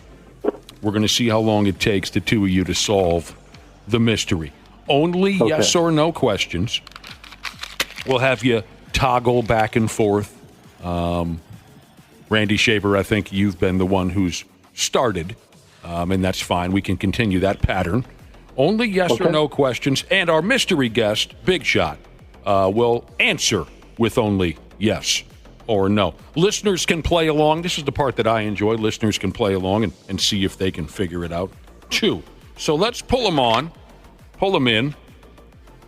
Mystery guest, if you can hear us, say hello. Hello. All right. Randy Shaver, who dis? We're up and running.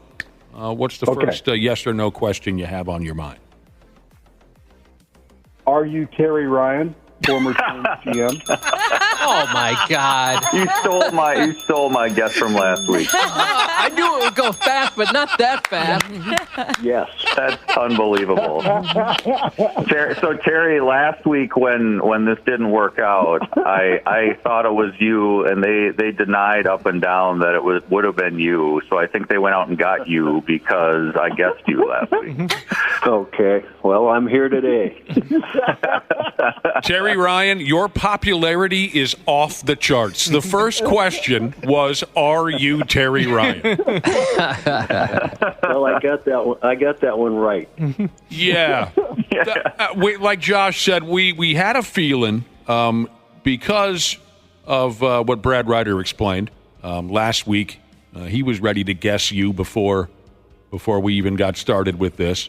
But also, we have been talking about you a lot lately. Appreciate you coming on the show, Mr. Ryan. This is the first time we've had a chance to talk to you. Yeah, it's pleased to be on. I haven't talked to Randy in quite a while. Yeah, he's all old and retired now. Yeah, no. Terry, this is such a big weekend for you. Such a big weekend for the Stelmazic family. What does it mean to you to go into the Twins Hall with Stelmazic?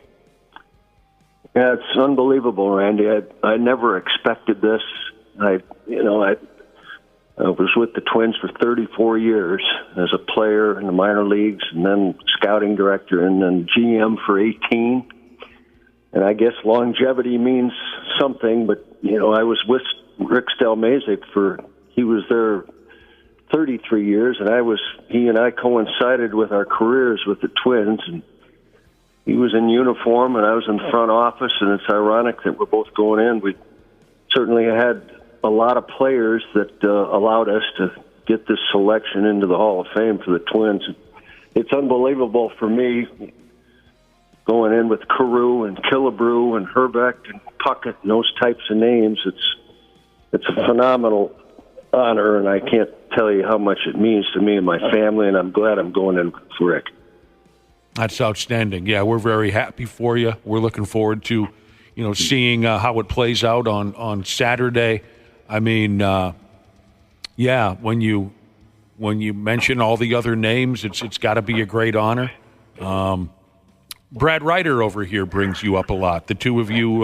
Terry, I worked with you for 6 seasons when I was with the Twins, and I just got to say I've had stops with the Wolves after that, and then I worked for the university before that. But of all the executives that I worked with and for, I can honestly say I think you're the most real, the most kind, the most genuine, higher ranking executive that I've ever worked with. And go back and some of the memories I have of you when we were working together in that old Metrodome lunchroom, and it was always great to go in there and sit down, and from day to day, you might be sitting next to Jim Rance one day, and you might be sitting next to a sales executive the other day, and you just really made everybody feel at home there, and that's not always the case, as I can attest to when you work in sports. Yeah. I'm glad to hear you say that, Brad, because I thought it was always important that I got into that lunchroom with the people that are behind the scenes. And many of those people certainly were with the Twins for years and years. I got to know them quite well, just like yourself. And I took a lot of pride in making sure that if people had questions about the baseball department or what we're deciding or what the heck's going on up there sometimes, that I was available to try to answer the question was some sincerity, because we're all in it together, and I felt like that. Well, yeah, and you not only made us feel comfortable down in the lunchroom, you made us feel comfortable coming to your office all the time too. And again, that's not always something that happens. Always easy. You know, Terry Ryan, that's high praise coming from Brad Ryder. He's been fired by some of the best. Only one time, Nick. Only one time.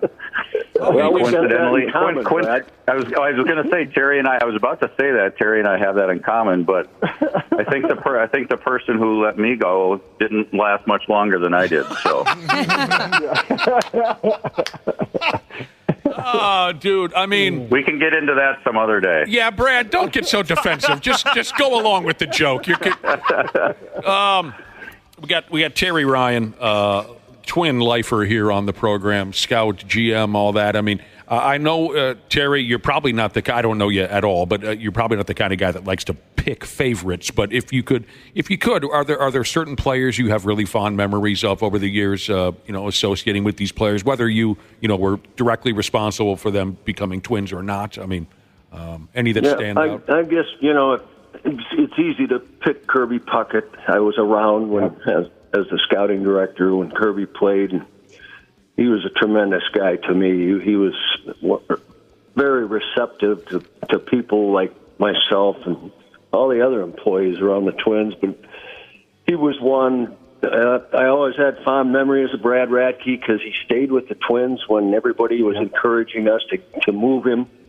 And Rick Aguilera was another one that I traded him twice, but we always brought him back. I was really fond of his ability. And Torrey Hunter was one of my favorites. All those guys with that early 2000 team, Guardado and Hawkins and all those types of players that helped us turn the page here and get us going in the right direction.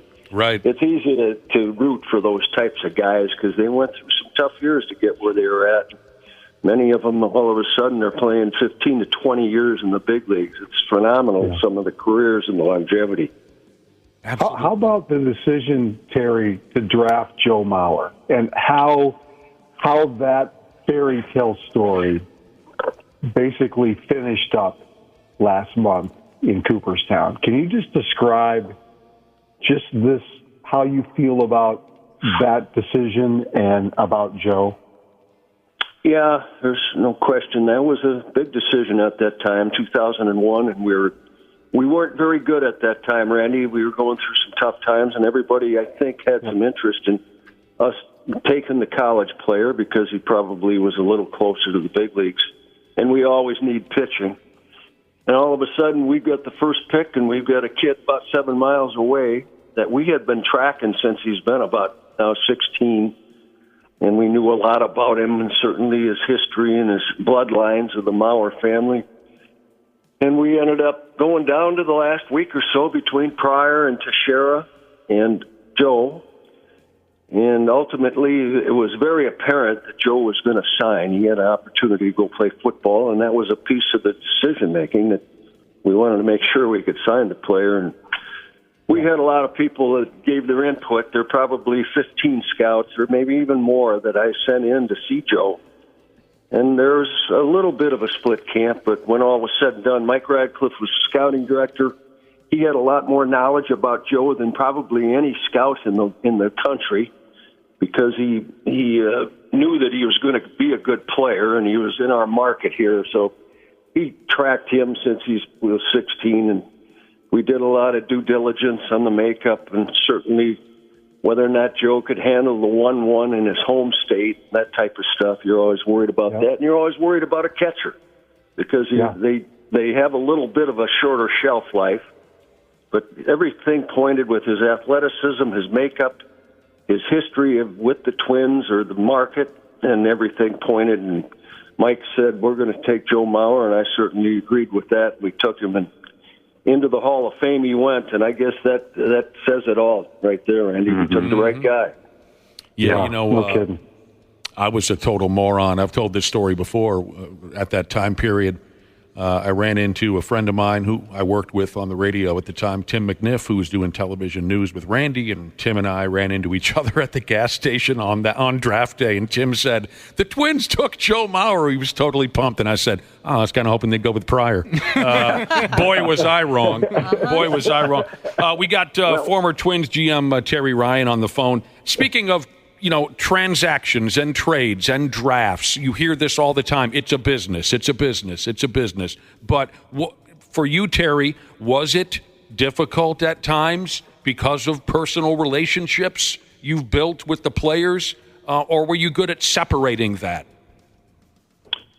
Well, I was close to our players because I spent a huge amount of my time in the minor leagues watching them when they came up, because with the Twins at that time, we weren't going to be in that free agent market very much, especially the high end. Mm-hmm. So I got connected with those players when they were at Elizabethton, or they were at Fort Wayne, where Torrey Hunter came out of, or at Cedar Rapids and all those other spots. And when it came time to have and make a decision on moving a player, I could separate it. It bothered me a lot to move a player that I really liked, and it's tough to let go Eddie Guardado. He and I are close to this day. It was tough to let Torrey Hunter sign with the Angels. That was when Bill Smith was here, but I was certainly affiliated with that situation. But, yeah, I had a difficult time. I traded Aguilera, probably one of my favorite guys, but it was a necessity at that time. We just didn't need a closer for a club that was winning 65 to 75 games. So you gotta use some common sense here. Right, right. I traded a lot of players that I liked. Yeah. I traded Justin Morneau. Yeah. And I did it because it was the good for him. We got with a pennant contender. We sent him to Pittsburgh. Mm-hmm. And I talked to him before. I asked him, you want to go or you want to stay? And I told him I thought you probably ought to take this opportunity, and it gave him a shot to get in the postseason when we weren't in it. And that was one of those more difficult decisions that, as a general manager, you got to decide what's good for the player and what's good for the club. Tough gig. Hey, Terry Ryan, we got a text message here from a listener that says, my very first autograph when I was 8 was Terry Ryan signing my baseball mitt at the old Metrodome. That's pretty cool. I hope it was legible. Well, if it wasn't Harmon would have talked to you about it. That's right. Exactly what I wanted to state. Yeah, Harmon Killebrew, we had a session in our minor league camp every spring, and Harmon come over and he'd stress the importance of legibility and your autograph signature, because about someday a kid's going to go back and look at it and say, geez, who is that? I can't even read his signature. Yeah. Right. Yep. I thought it was really interesting when you said this a couple of times, how you tracked Mauer since he was 16, and to me that's one of the biggest things that's changed in the game the last 20 years. That now today they're tracking kids when they're 8 or 10 or 12, and I think that's I think it's an unfortunate part of the game, but it's a real part of the game today that people are getting tracked. Kids are getting tracked so much younger than they ever were before. Yeah, Brad, you ought to go down to the Dominican Republic when you start tracking them when they are about 11 or 12. That's kind of the way that the world's working in the Dominican. But in the United States, they get all the travel teams and so forth, so you get a pretty good look at the East Coast showcase and the area code games and all the other things that you'll get a look at them when they're sophomores, and that's when it starts to get serious for scouts when they see them. When they're about 15, 16, you put them on your follow list and see where they take you. You did a lot of great work here in town, Terry Ryan. Thank you very much for joining our program. Have a great time on Saturday. You've earned it. Yes, sir. Have a blast. And you belong, man. You belong right up there with those names that you Congrats, Terry Ryan. Absolutely. Congratulations. That makes me feel real good. I can tell you that. I appreciate your support. Thanks, Terry. Have a good weekend. Former Twins See you later. Terry Ryan hanging out with us on the Half-Assed Morning Show. It was supposed to be a dramatic game of who dis, but the first question from Randy Shaver was, are you Terry Ryan? I kind of liked that happened. No, that was funny. We had a feeling, didn't we, Josh? Yeah, we knew it was going to go quick. Maybe not that quick, but that was awesome. Well, that would have been my question, too, because, yeah. That was great. I'm so happy we got a hold of Mr. Ryan. You know what? That is awesome because he doesn't get enough credit. Mm-hmm. He just doesn't get enough credit for the things that he's done for that organization. But Brad's right. For also the person that he is. I just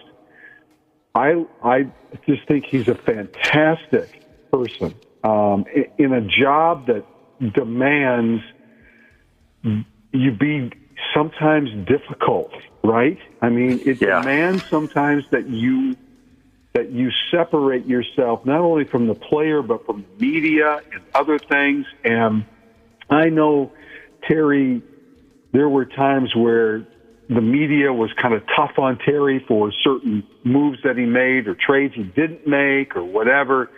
And he took some of that stuff kind of personal too. Sure. You know, and it's only just a natural. tough field, a tough job. He's the most, like I said, he's the most humble, most down-to-earth executive I ever worked with. And, you know, the 6 years I was there, I had to go to him and ask him to do a lot of interviews he didn't want to do, and he never said no. He never shied away from the criticism. He didn't, like Randy said, he didn't like it. Nobody does, but he never ran away from, you know, a bad story or a bad criticism. He would confront, you know, somebody and talk to him about it, and he's just a first-class guy. That's what I appreciate so much about him. Yeah. Well, speaking of transactions, I don't know. I hope the Twins don't have to make some kind of a move for a starting pitcher, but all everyone's talking about this morning is Joe Ryan leaving last night's game against the Cubs in the third inning. What do we do here if there's something terrible wrong with Joe Ryan? Twins lost 8-2, terrible ending to the series, and now there's all kinds of worries about Ryan's arm. Sure. And the trade deadline has passed, and so I think the only way they can make any moves is if somebody clears waivers or is a free agent or whatever. So their options are extremely limited now. You call Bartolo Colon or something and see. I mean, I think Louis Varland or somebody like that probably. If Ryan is out for an extended period of time,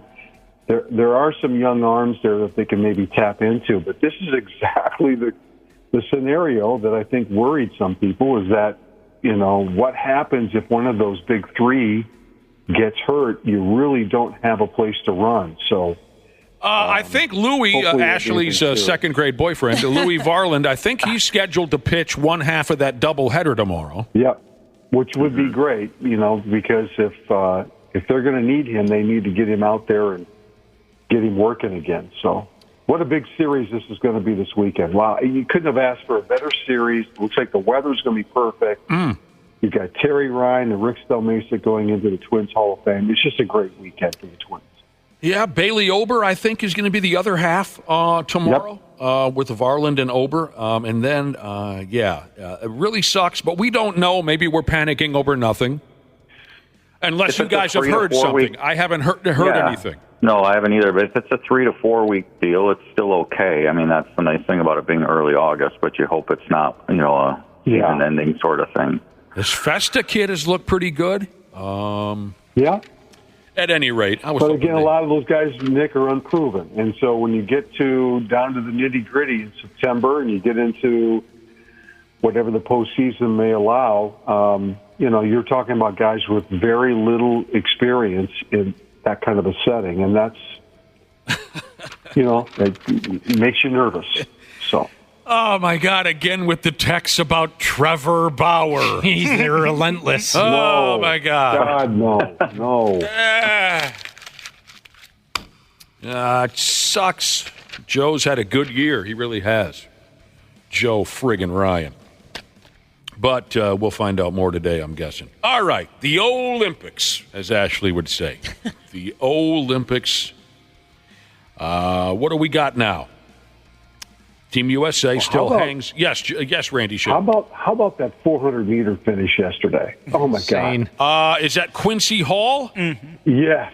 Oh Quincy Hall is digging deep. Quincy Hall is running past all of them. Can he get there? He does. It's gone for the USA. Quincy Hall with the most epic comeback. My goodness. You know, I gotta hand it to the French crowd. Dude, they are jacked. Yeah. Every single event, too, I've noticed. Yeah. You know, we got all the jokes, the easy jokes about the French and whatnot that have been going around for decades, but they've really been raising hell at these at these shows. Yeah. I can't say if the Olympics came to Minneapolis and I'm sitting Summers for the 400 meter.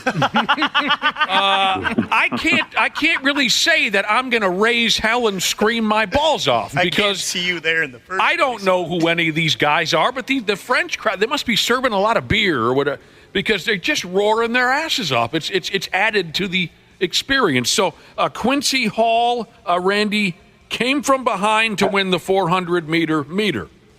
Having run that race in high school and college, when I saw him come off the final curve, he looked like he was struggling so bad to stay with that group.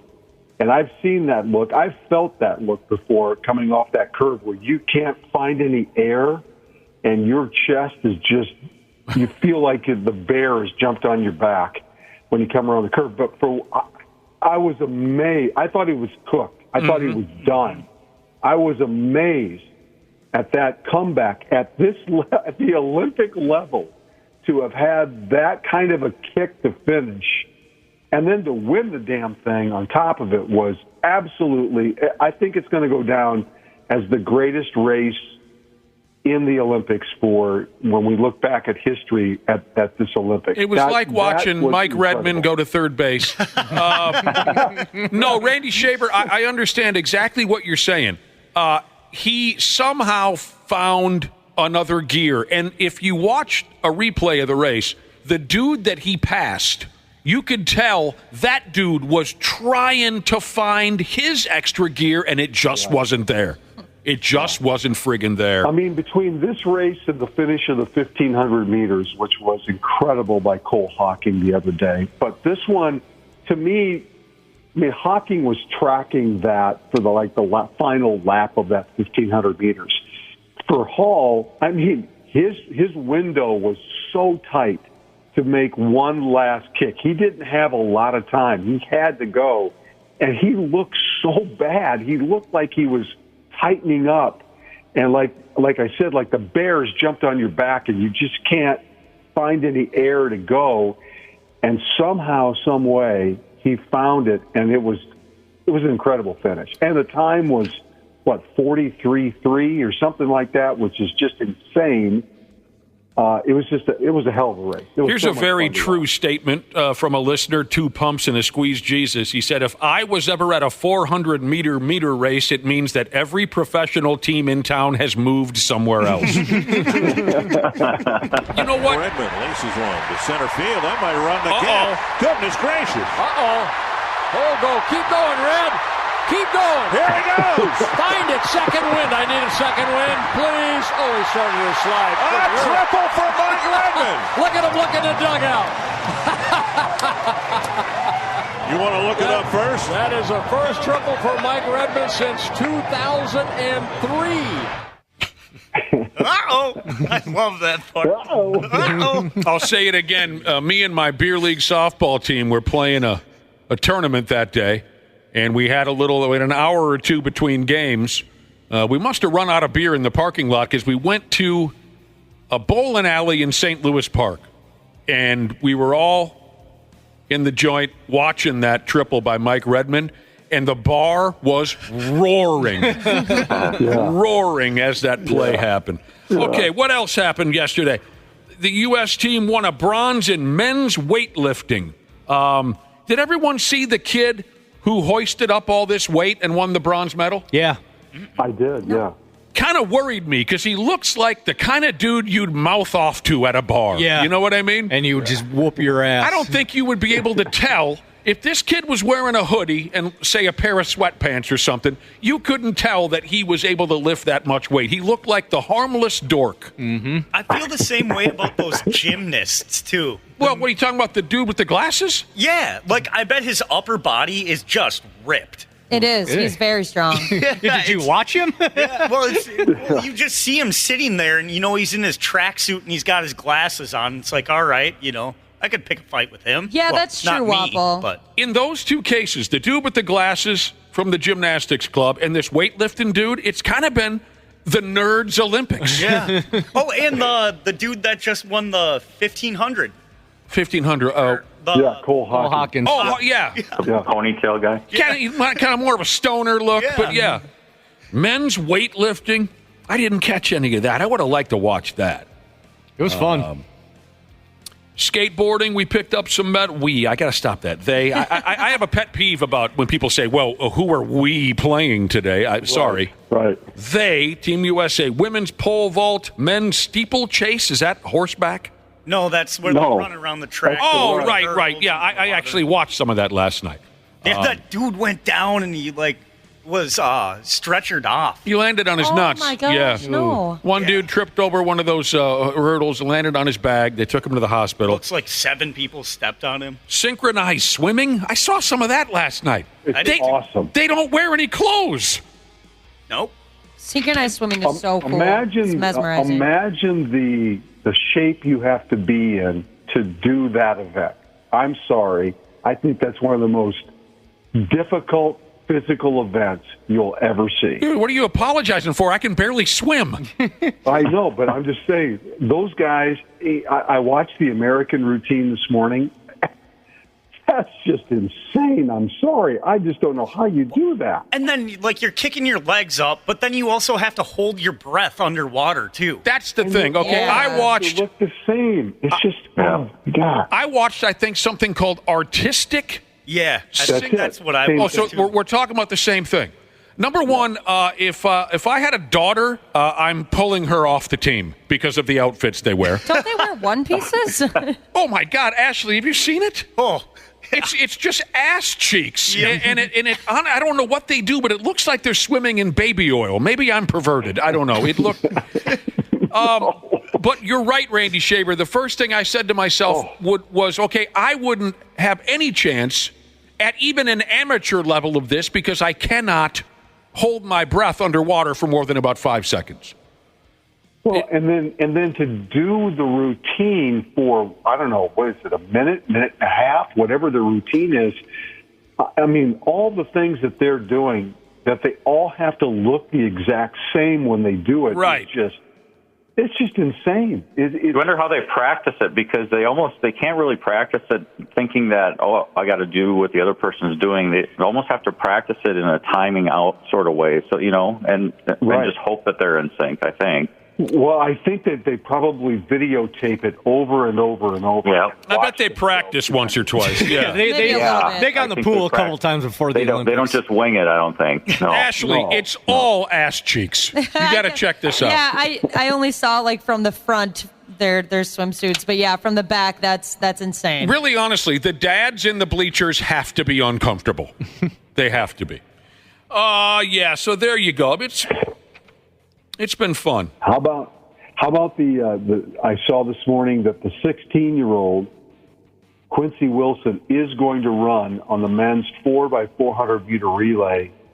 I think in just the opening round. He's over in Paris as an alternate, but he'll be the youngest American to ever compete in track and field at 16 years old. He's a sophomore, and he's going to be a junior. That's in high school. Insane. Bet he finds a prom date pretty easily when he gets back.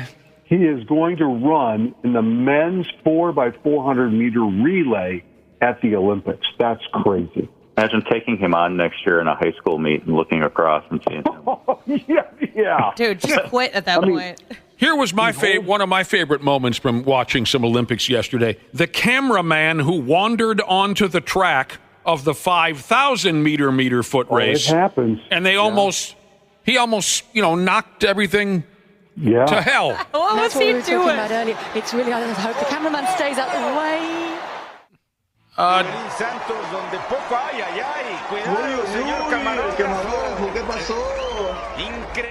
That was my favorite call of it. Yeah.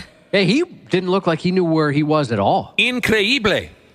What does that mean? I'm going to guess incredible. Oh. Yeah, so the 5,000 meter folks are running round and round like they do. Cameraman kind of probably cooked. He's probably putting in about 20 hours a day, right, running the camera at these foot races. And he just kind of, he was in La La Land. He's standing on the track. He completely forgot where he was at. He completely forgot that the runners were on their way. And as he's just kind of shuffling around on the track, he stepped right in their path. They came real close to knocking into him. It happens. Well, yeah, but okay, yeah. It does? Wait a minute. It happens? It does happen at track meets because sometimes you're just not paying attention. And a couple of the runners were giving him the finger and whatnot as they went by. Oh, yeah. Oh, yeah. That's awesome. I'm surprised he didn't just get shoved over by one annoyed runner. An Australian Olympic field hockey player was arrested after allegedly trying to buy cocaine in Paris. You guys ever tried to buy cocaine anywhere other than here in America? No. I haven't even tried in America, so. 28-year-old. Not buying that, Brad. 28-year-old Australian Olympic field hockey player named Tom Craig. Police officers witnessed his cocaine transaction out on the streets of Paris somewhere. He was arrested 15 minutes after leaving a team function. Man, somebody get this meeting over with. I got to go buy some booger sugar, he said. Right after he left the team function, he goes to a street corner. You got some blow? I got a field hockey game coming up, dude. He's still got his tracksuit on and everything. Yeah. Maybe this is a dumb question, but do they drug test all the Olympians? I have no idea, but I would imagine they do. Sure they do. Mm-hmm. Yeah. Absolutely do. Well, yeah. I think his... They won't after they're done. Yeah. If their competition's over, they won't. I believe that his team had been eliminated from the field hockey competition. Yeah. So he was going to go all Allman Brothers here for the rest of his time at the Olympics and get wasted. I see. But listen to this. He got a fine and will not have any criminal record as a result of the arrest? I don't know. I don't know anything about the law on buying cocaine, but I would imagine if today Josh and I go to a street corner and buy some cocaine and we get arrested, it's going to be on our record at some level. Right. So there you go. They got eliminated. Who did they lost to? I lost a lot of money on this. Oh yeah, they lost to the Netherlands in men's field hockey. The Australians did. I thought the Australians would be better at field hockey because of how close it is to ice hockey. Mm-hmm. Exactly. You know? This was also really funny. During the Team USA men's basketball game the other day, LeBron James took a seat on the bench with the game in hand. They were up 32 points on Brazil. He's done for the day. The crowd goes mental, right? Hollering and cheering. Bron, and I understand why. I'm not going to bust his balls for this. I'm not. He thought the crowd was cheering for him because, he's a living legend. He had a good game. He even gestured to the crowd as this big roar begins, right when his ass hit the chair. I would have been fooled too. Yeah. He gave the crowd kind of a word up gesture. Yeah. But the crowd was actually cheering for that French swimmer who whooped everybody's ass in the pool this year, a kid named Leon Marchand. Somebody just stood up. The question is, was it Olympic gold medalist? Yeah. As Caboclo slams inside. You can't see. Is it the swimmer? It could be Marchand. I think it's Marchand in here. It is. It is.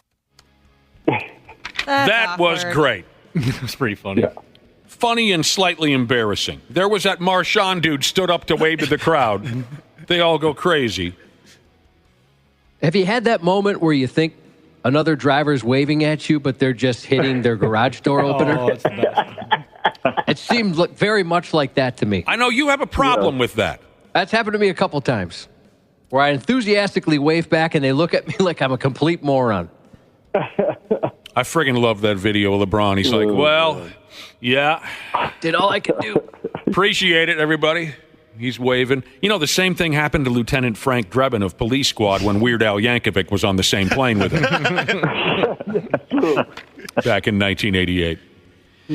Sure, you think I'm the big hero, the man of the hour, but do any of you understand how a man can hurt inside? Frank, they're not here for you. Weird Al Yankovic is on the plane. One of the greatest scenes in movie history. Also, remember, I think it's the same scene in the movie The Naked Gun from the Files of Police Squad, 1988, the late, great Leslie Nielsen, the late, great George Kennedy. I think it's the same scene. Frank Drebin, of course, played by Leslie Nielsen. Frank's woman left him for another man while Frank was working on a case in Beirut. And when Frank gets back home, he asks his partner, Ed, played again brilliantly by George Kennedy, he asks Ed, what do you know about the guy? Referring to the guy that stole Frank's woman while he was away. What do you know about the guy? And Ed says, not much, just that he's an Olympic gymnast and it's the best sex she's ever had.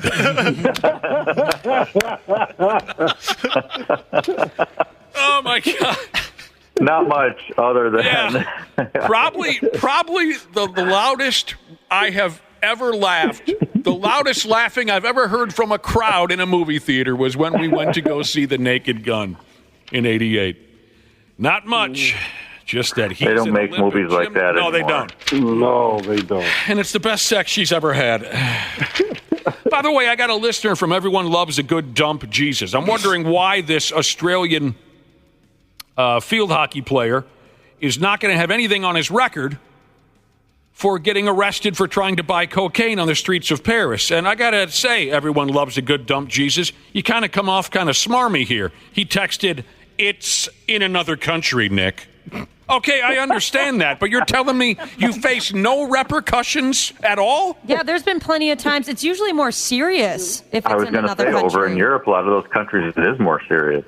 Diplomatic immunity? Is that what you're saying? You're in international waters. They're in another country. Is that mansplaining, Josh? Did I just get mansplained? Well, close. Diplomatic immunity. So you're saying Dana and I go to Guam for a brutally bad soccer tournament. I buy some crack rocks on the sidewalk. The Guam police arrest me. I come back to America, and they say, welcome back. There'll be no repercussions. I don't know if you're coming back. Diplomatic immunity. Oh. One of the other great soundbites from a player of all time is that Fred Smoot quote where he thought that they were in international waters and like minute talking. Oh, God, that's right. He's not the smartest guy I've ever met. Oh, man. All I remember about Fred Smoot is he was a world-class cornerback, and it's the best sex I ever had. A Canadian pole vaulter by the name of Alicia Newman cut loose with a twerk celebration after one of her vaults. She gave it a double up, with her bottom. She looked pretty good at it, too. You're going to want to see that video. Oh, yeah, she's practiced that. Yep. Mm-hmm. You're going to want to see. She took home a bronze medal in the event. It's the first time any Canadian woman has won an Olympic medal in the pole vault. She probably saw that like other people are going viral for that kind of stuff and was like, dude, I want to get some in on this too. More viral you are, the more chance you'll probably get endorsements and stuff like that. For Christ's sake, I cannot win for losing today. Got a text message from Matthew who says, Nick, Guam is a U.S. territory.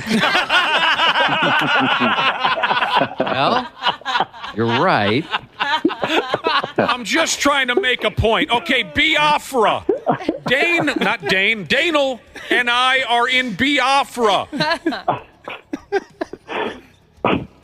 Nick. You ever been mansplained, Randy? It hurts. Oh, many times. Yeah? Sure. But it doesn't sound, it's not as funny as when you get mansplained. No, I bet not. And what is this? Can anyone help me with this? It says here, I got a text message earlier where they speak to me respectfully. In this case, they speak to me with respect. Nick, have you seen the lady shot putter from the USA who wears a ski mask? No. Can anyone No, I don't know. No. Well, then I'll just throw this. It's from Dana's a douche canoe Jesus, so I think we should try to please this individual. I think try. Oh, yeah, she's wearing a ski mask. Okay, see if you can find out why. Raven Saunders is her name. Is it just like... she's got a mask on and sunglasses. It's kind of spooky looking. Yeah. So is maybe... I'm just going to take a guess. I'm going to take a guess. This is like how she psychs herself up or something? No, she said it's one way to make her stand out. Oh, okay. Well, then, all right. Yeah, So, just pushing her own style kind of vibe. Yeah, she's got some fun colored hair, too. All right. You ever do anything like that, any of you? You know, to get yourself psyched before a sporting event? No. Put on a ski mask? No. Well, I mean, no, of course not directly put on it. That's it. We're not going anywhere for a soccer tournament. Dang it. I'm just looking forward to Biafra. You're coming off now like a smartass. We've been planning for weeks. Daniel. I remember our 10th grade hockey team all collectively put on we were playing Randy Shaver, Brad Ryder. Randy, you'll be especially excited for this. We were gearing up for the consolation game, okay? Yes. Third place. No. Fifth place. Fifth? Yeah. Fifth place. Consolation, fifth place. Yeah. We were gearing up for the consolation game in the locker room, getting ourselves mentally ready. And someone came up, I think it might have been me, to take the ice for pregame warm-ups wearing sunglasses under our hockey helmets. And we thought it was hilarious. And the ref walked up to me and said, off. That's all he said. Off. I thought we looked kind of cool out there. 32 years ago, the Dream Team won their gold medal at the Barcelona Summer Olympics for the 100th time. If you haven't seen the full-on HBO documentary on the Dream Team, it's an excellent program. Did you guys ever hear the story about what happened to their uniforms after that game? No. So they celebrate on the court. They're back in the locker room. They're having beers. Their families are in there. They're just kind of taking the uniforms off, tossing them on the ground in a pile. Karl Malone's wife was like, oh, wow, okay. And she just scooped them up and put them in a bag and brought them home. So Karl had them all, eventually got them all signed, and then he just auctioned them off recently for like $8 million. Wow. Holy cow. Yeah, because at the time, they were just like, okay, yeah, take your uniforms off, throw them in a pile, smoking a cigar. They didn't think twice to hang on to them or anything. And Karl Malone's wife saw the opportunity and ran with it. My God. Good for her. Oh, God. All right. There you friggin' go. Oh, I guess there was one more something or another maybe you'd care about. Maybe you don't. Here's why that douche Jim Harbaugh left to coach in the pros again. The NCAA announced a 4-year some kind of order against the University of Michigan and their old coach Jim Harbaugh. For he did some this and that, some sneaky things while he was coach. So what was it now? I think if he returns to college coaching, he's got to sit out a year. It says here 4 years. He's banned from college athletics until August of 2028. Okay. Wow. So not that it was a mystery, but this is kind of... Was the school punished or just him? Both of them. Okay. What's the school punishment? Oh, yeah. I don't know. I didn't expect there was going to be a quiz. It's not out of the postseason. It's recruiting, things like that. Okay. That doesn't sound like it. I mean, on paper, it sounds like a harsh penalty, but it's not because he's going to be in San Diego at least 3 years minimum. So, yeah.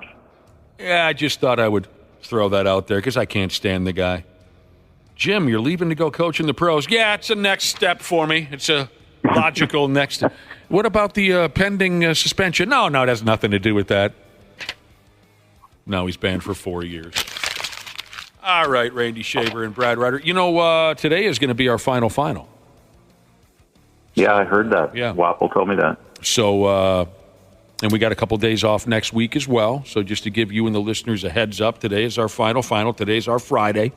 So you guys take care of yourselves. Have a wonderful weekend, and we'll talk to you next week sometime.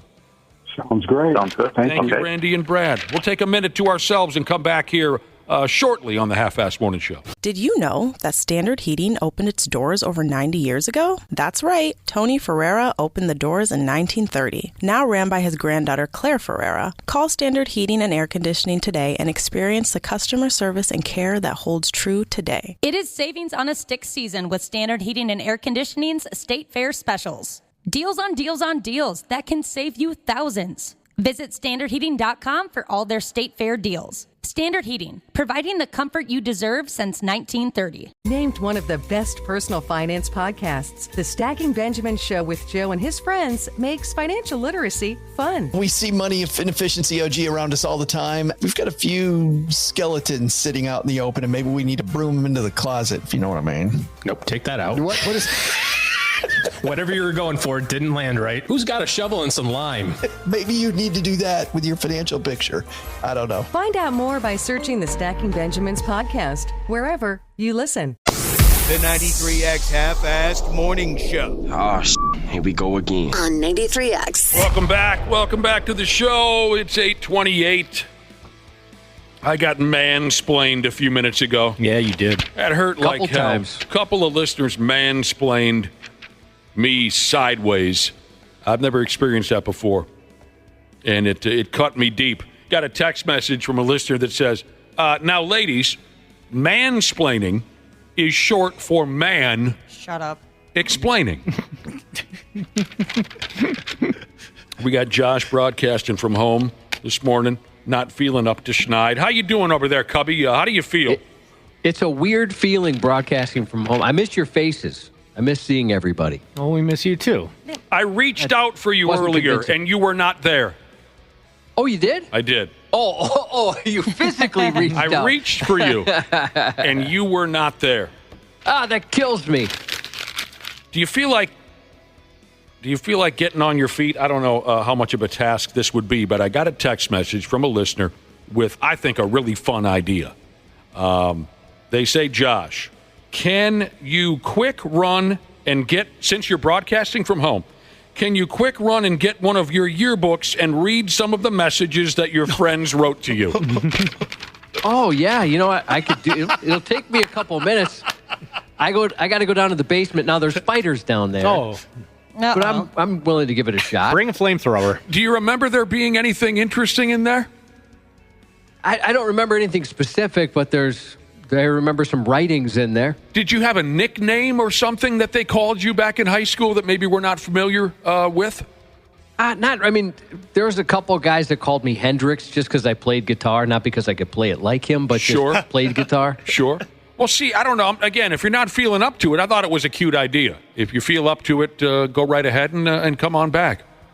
All right, yeah, I'll be right back.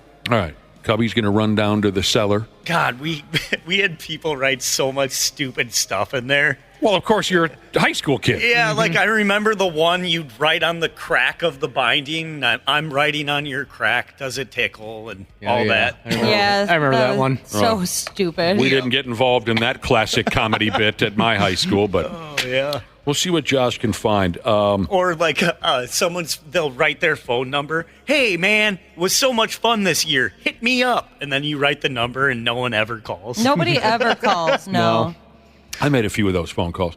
Looking at the old high school yearbook can be fun. Okay, answer me this. The rest of you is, now that Josh is out of the picture for a few minutes, you're quite a bit younger, and I know lots changed between when I was in high school, when you guys were in high school. But did you have the guy who took his class picture? That's not how you call it. His individual picture. Did you have the guy who posed with his car? That was a whole bit in our yearbook, was people with their cars. There was So it was sarcastic? No. Oh. It was like 3 pages worth of people posing next to their hot rod or whatever. So it was like a feature. Yep. Oh, okay. But what I mean is for their senior picture is when you really got to express yourself with your picture. Yeah, you didn't have the stupid generic class photo. Right. Yeah. So let's go with the senior picture. Did you have the guy or girl who posed with his car? Yeah. Yes. Yes. Yep.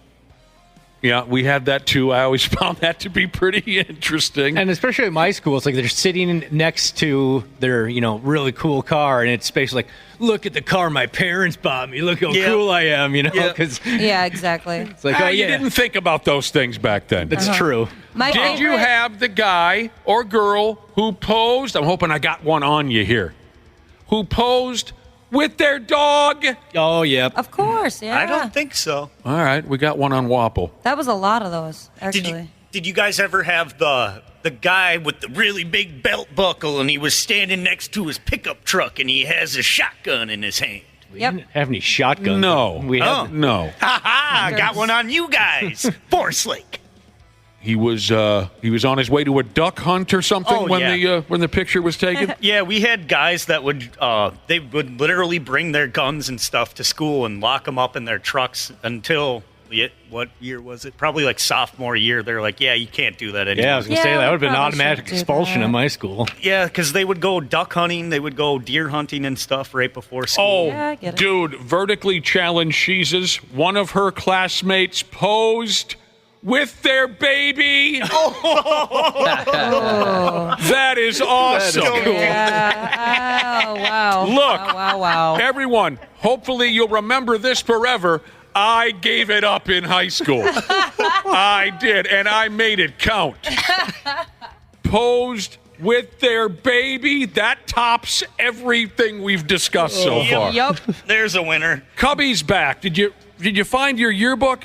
Yeah, boy, this is tough to read. God, I forgot how many best sex I ever had notes that were in here. Oh, my goodness. There's just hundreds upon hundreds.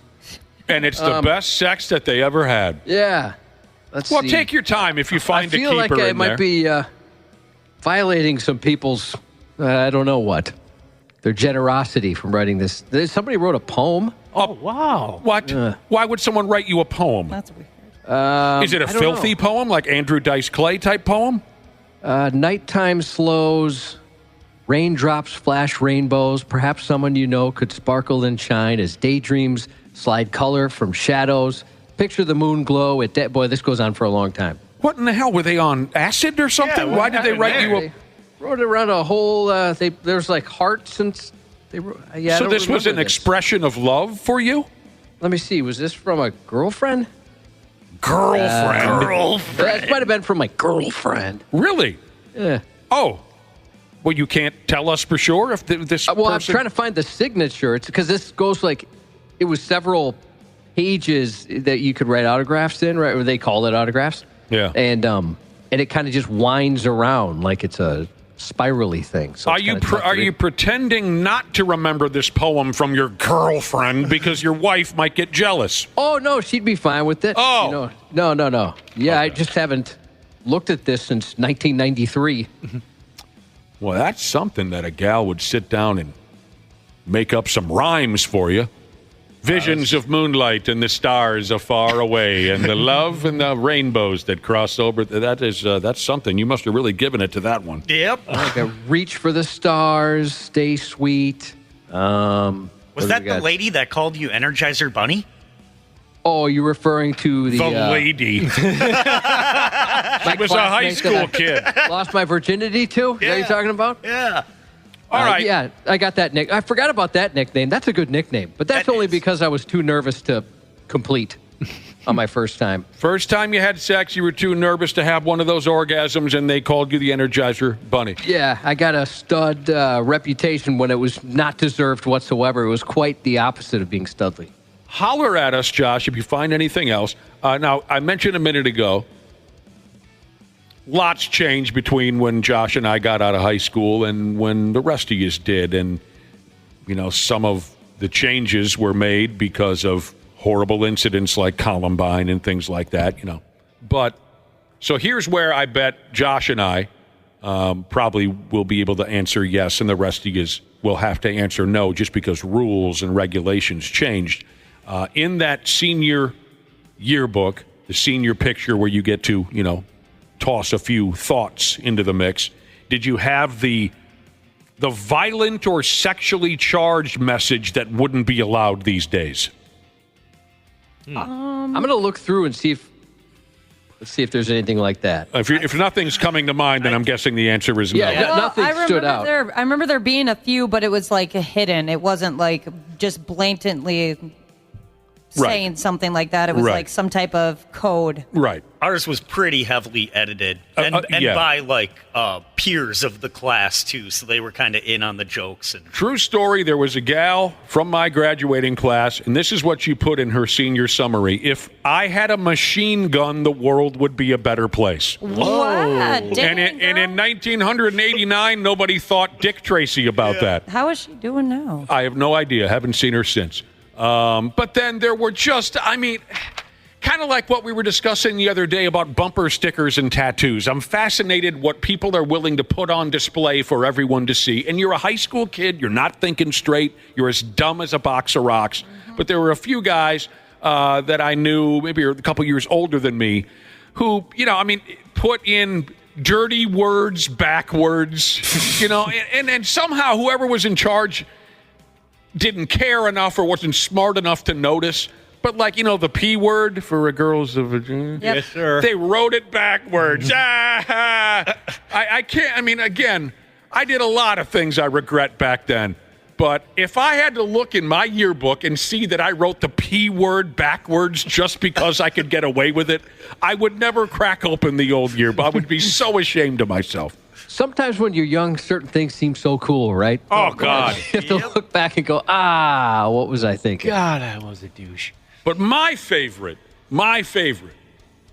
is, and tell me if you had any of these, maybe you're even guilty of this, the embarrassing expression of undying love for what ended up being a typical meaningless, short-lived high school relationship.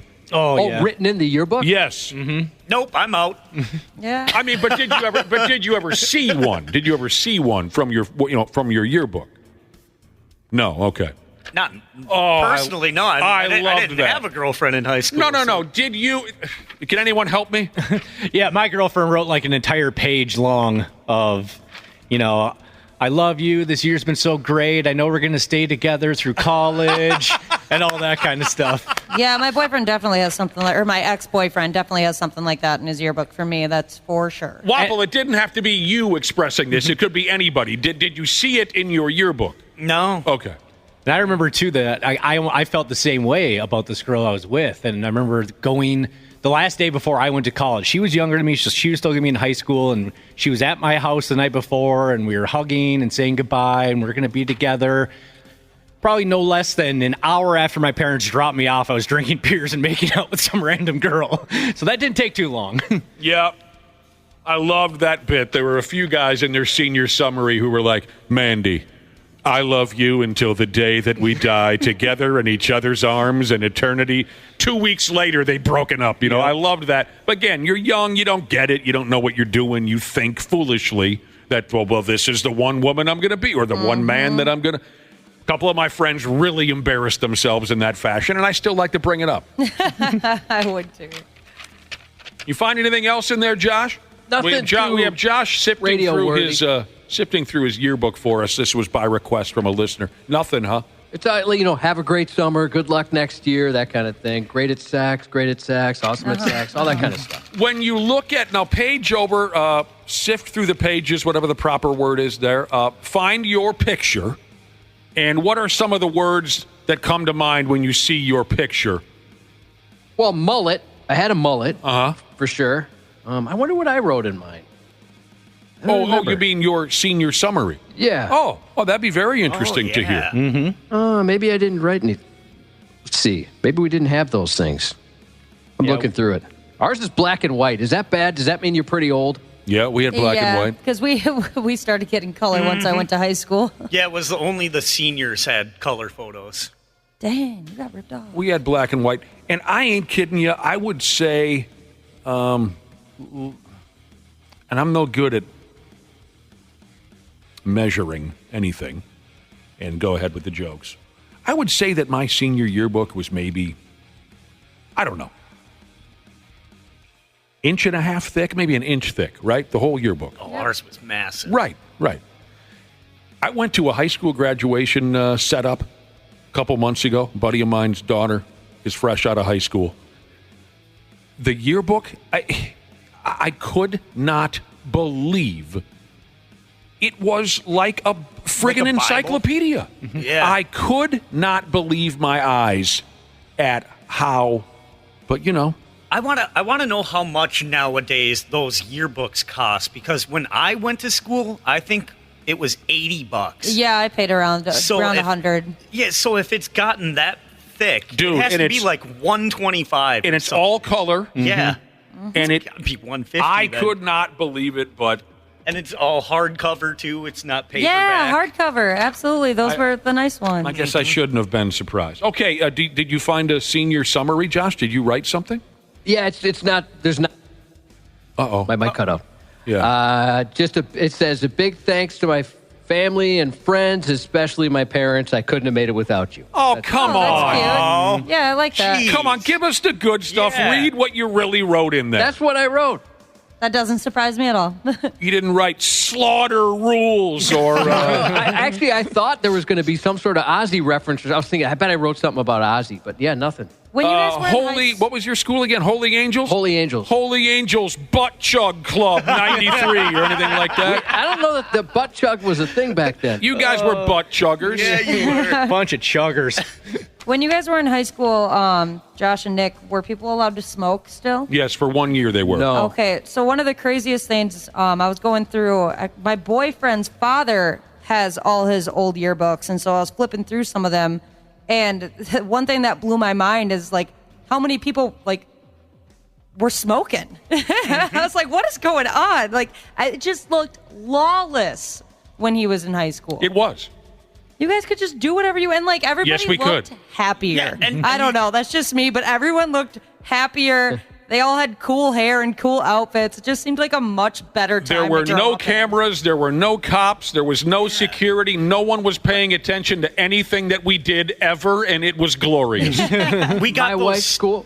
My wife's school had a smoking lounge and also a daycare. Oh, that's right. That daycare always throws me. Daycare.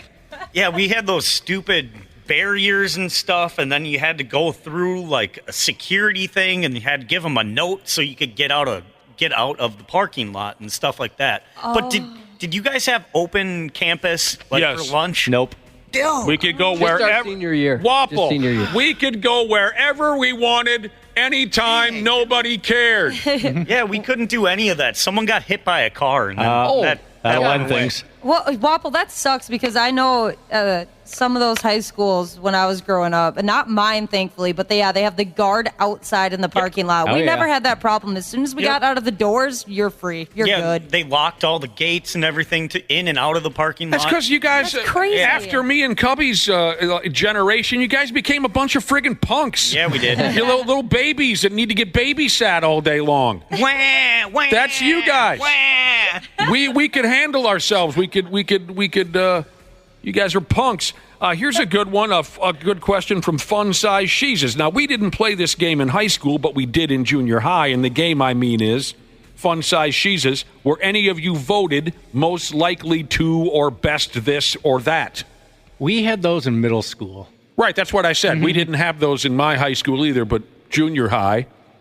In middle school, we did. And speaking of young love, too, so, you vote, I think, sometime in the middle of the year, and one of the categories was Romeo and Juliet. And there are like three couples that were nominated. By the time the yearbook had come out, all three of them couples had broken up. Right. Well, were any of you voted anything? No. Josh?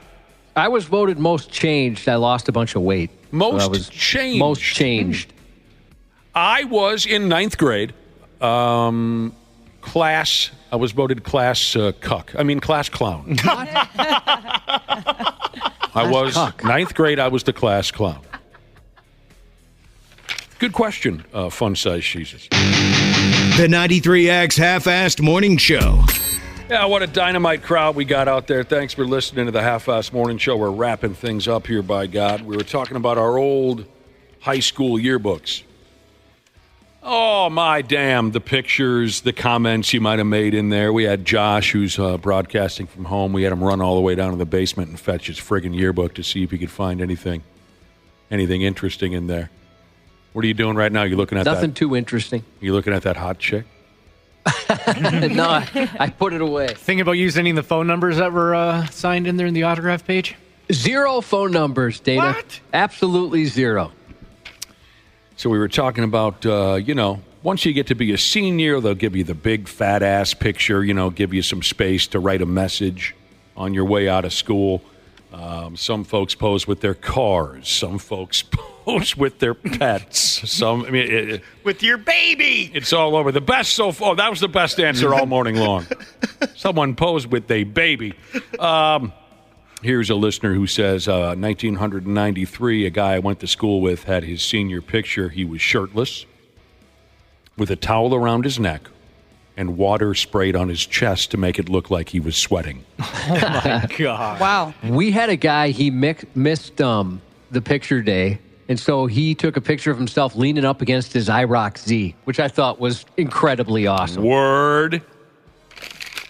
A buddy of mine had his, he took a picture with drumsticks. He's a good drummer.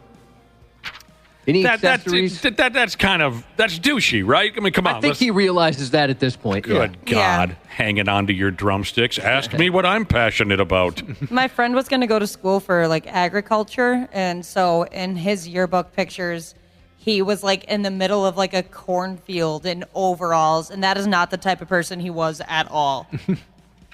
Dead from the waist down, Jesus isn't too excited when he looks at his yearbook. He says, yeah, I was the guy who posed next to his truck with my football jersey. That was a popular one, wearing your sports uniform. Come on, man. I was wearing my football jersey. Yeah, I played a little high school football, by God, I did. I was a starter. We beat Albany in the conference, in the division final. We beat Albany. We beat Melrose. We played Minnewaska area, and they beat us by 3. All right, we got a lot coming up here at the radio station. Lots coming up here with 93X. I don't know if the rest of you are aware of this, but we're coming up on a Green Day weekend. So Green Day's coming to town with Smashing Pumpkins next Saturday at Target friggin' Field. And they say here, listen all weekend for your chance to win premium seats to the show. I've been to a couple shows at Target Field, and they were hardly premium seats. Oh, yeah. We were a long, long ways from the stage. When I went to go see the Eagles, which was a terrific show, when I went to see the Eagles, it very well may have been a tribute band. I can't say for sure. That's how far away. But we're talking premium seats here. Where do they put the stage at a Target Field show? Is it the same every time, or maybe they move it around? Well, when I was there, Cubby, both times I've seen a show there, it was in center stinking field. Yeah, that's where I've seen it. Yep, that's where they do it. Center F me running sideways field. One winner will also receive access to a VIP Smashing Pumpkins pre-show performance, including an acoustic performance. You'll get an exclusive merch package and access to a VIP lounge before the show. La-di-freaking-da. You know what I'm saying? Yeah, jeez. It's a Green Day weekend. Speaking of all this concert stuff, why don't you go ahead right now on the Luther Bloomington Kia text line. Text HOME to 651-989-93. I'll get there. 651-989-9393 for your chance to win tickets to Metallica Friday, August 16th at the new Metrodome. Prizes furnished by Live Nation. You're running out of chances here to go see Metallica, so you better pounce on that. The word is HOME, 651-989-9393.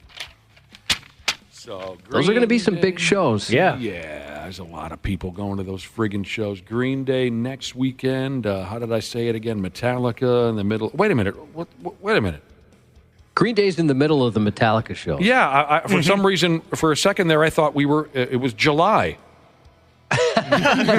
No, we're already a week into this thing. Christ almighty, the Green Day thing is... I heard the tornado sirens being tested. We're early into August. People have been buying up fireworks. The Green Day show is smack dab in the middle of the... I'll be damned.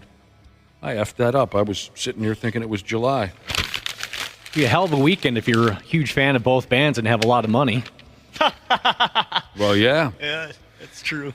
Oh... Before we get out of here,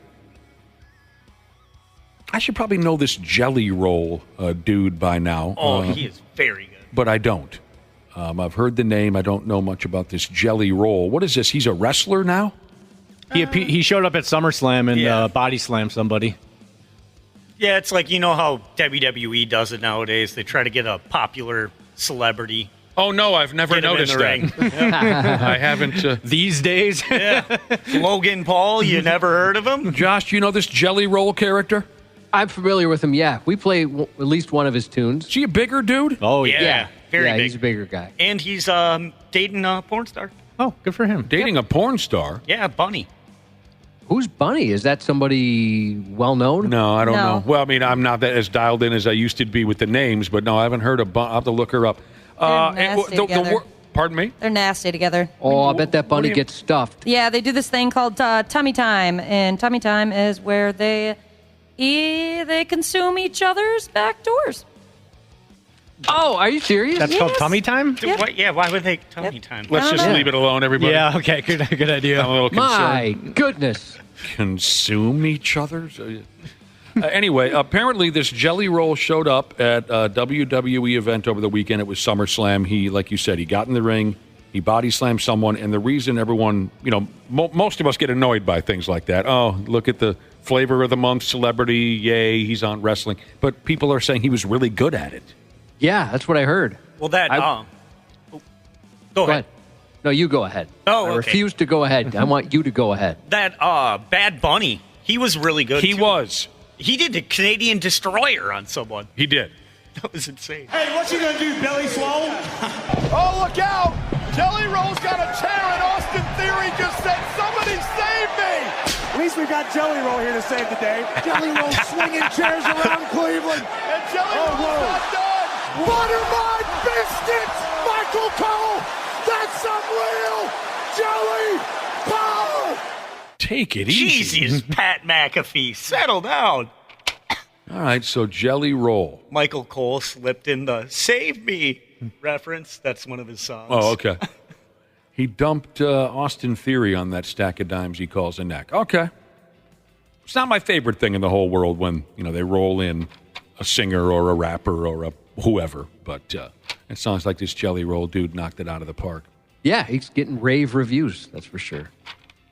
The only Jelly Roll I'm familiar with is a song from 1989 by a band called Blue Murder, one of my favorite tunes.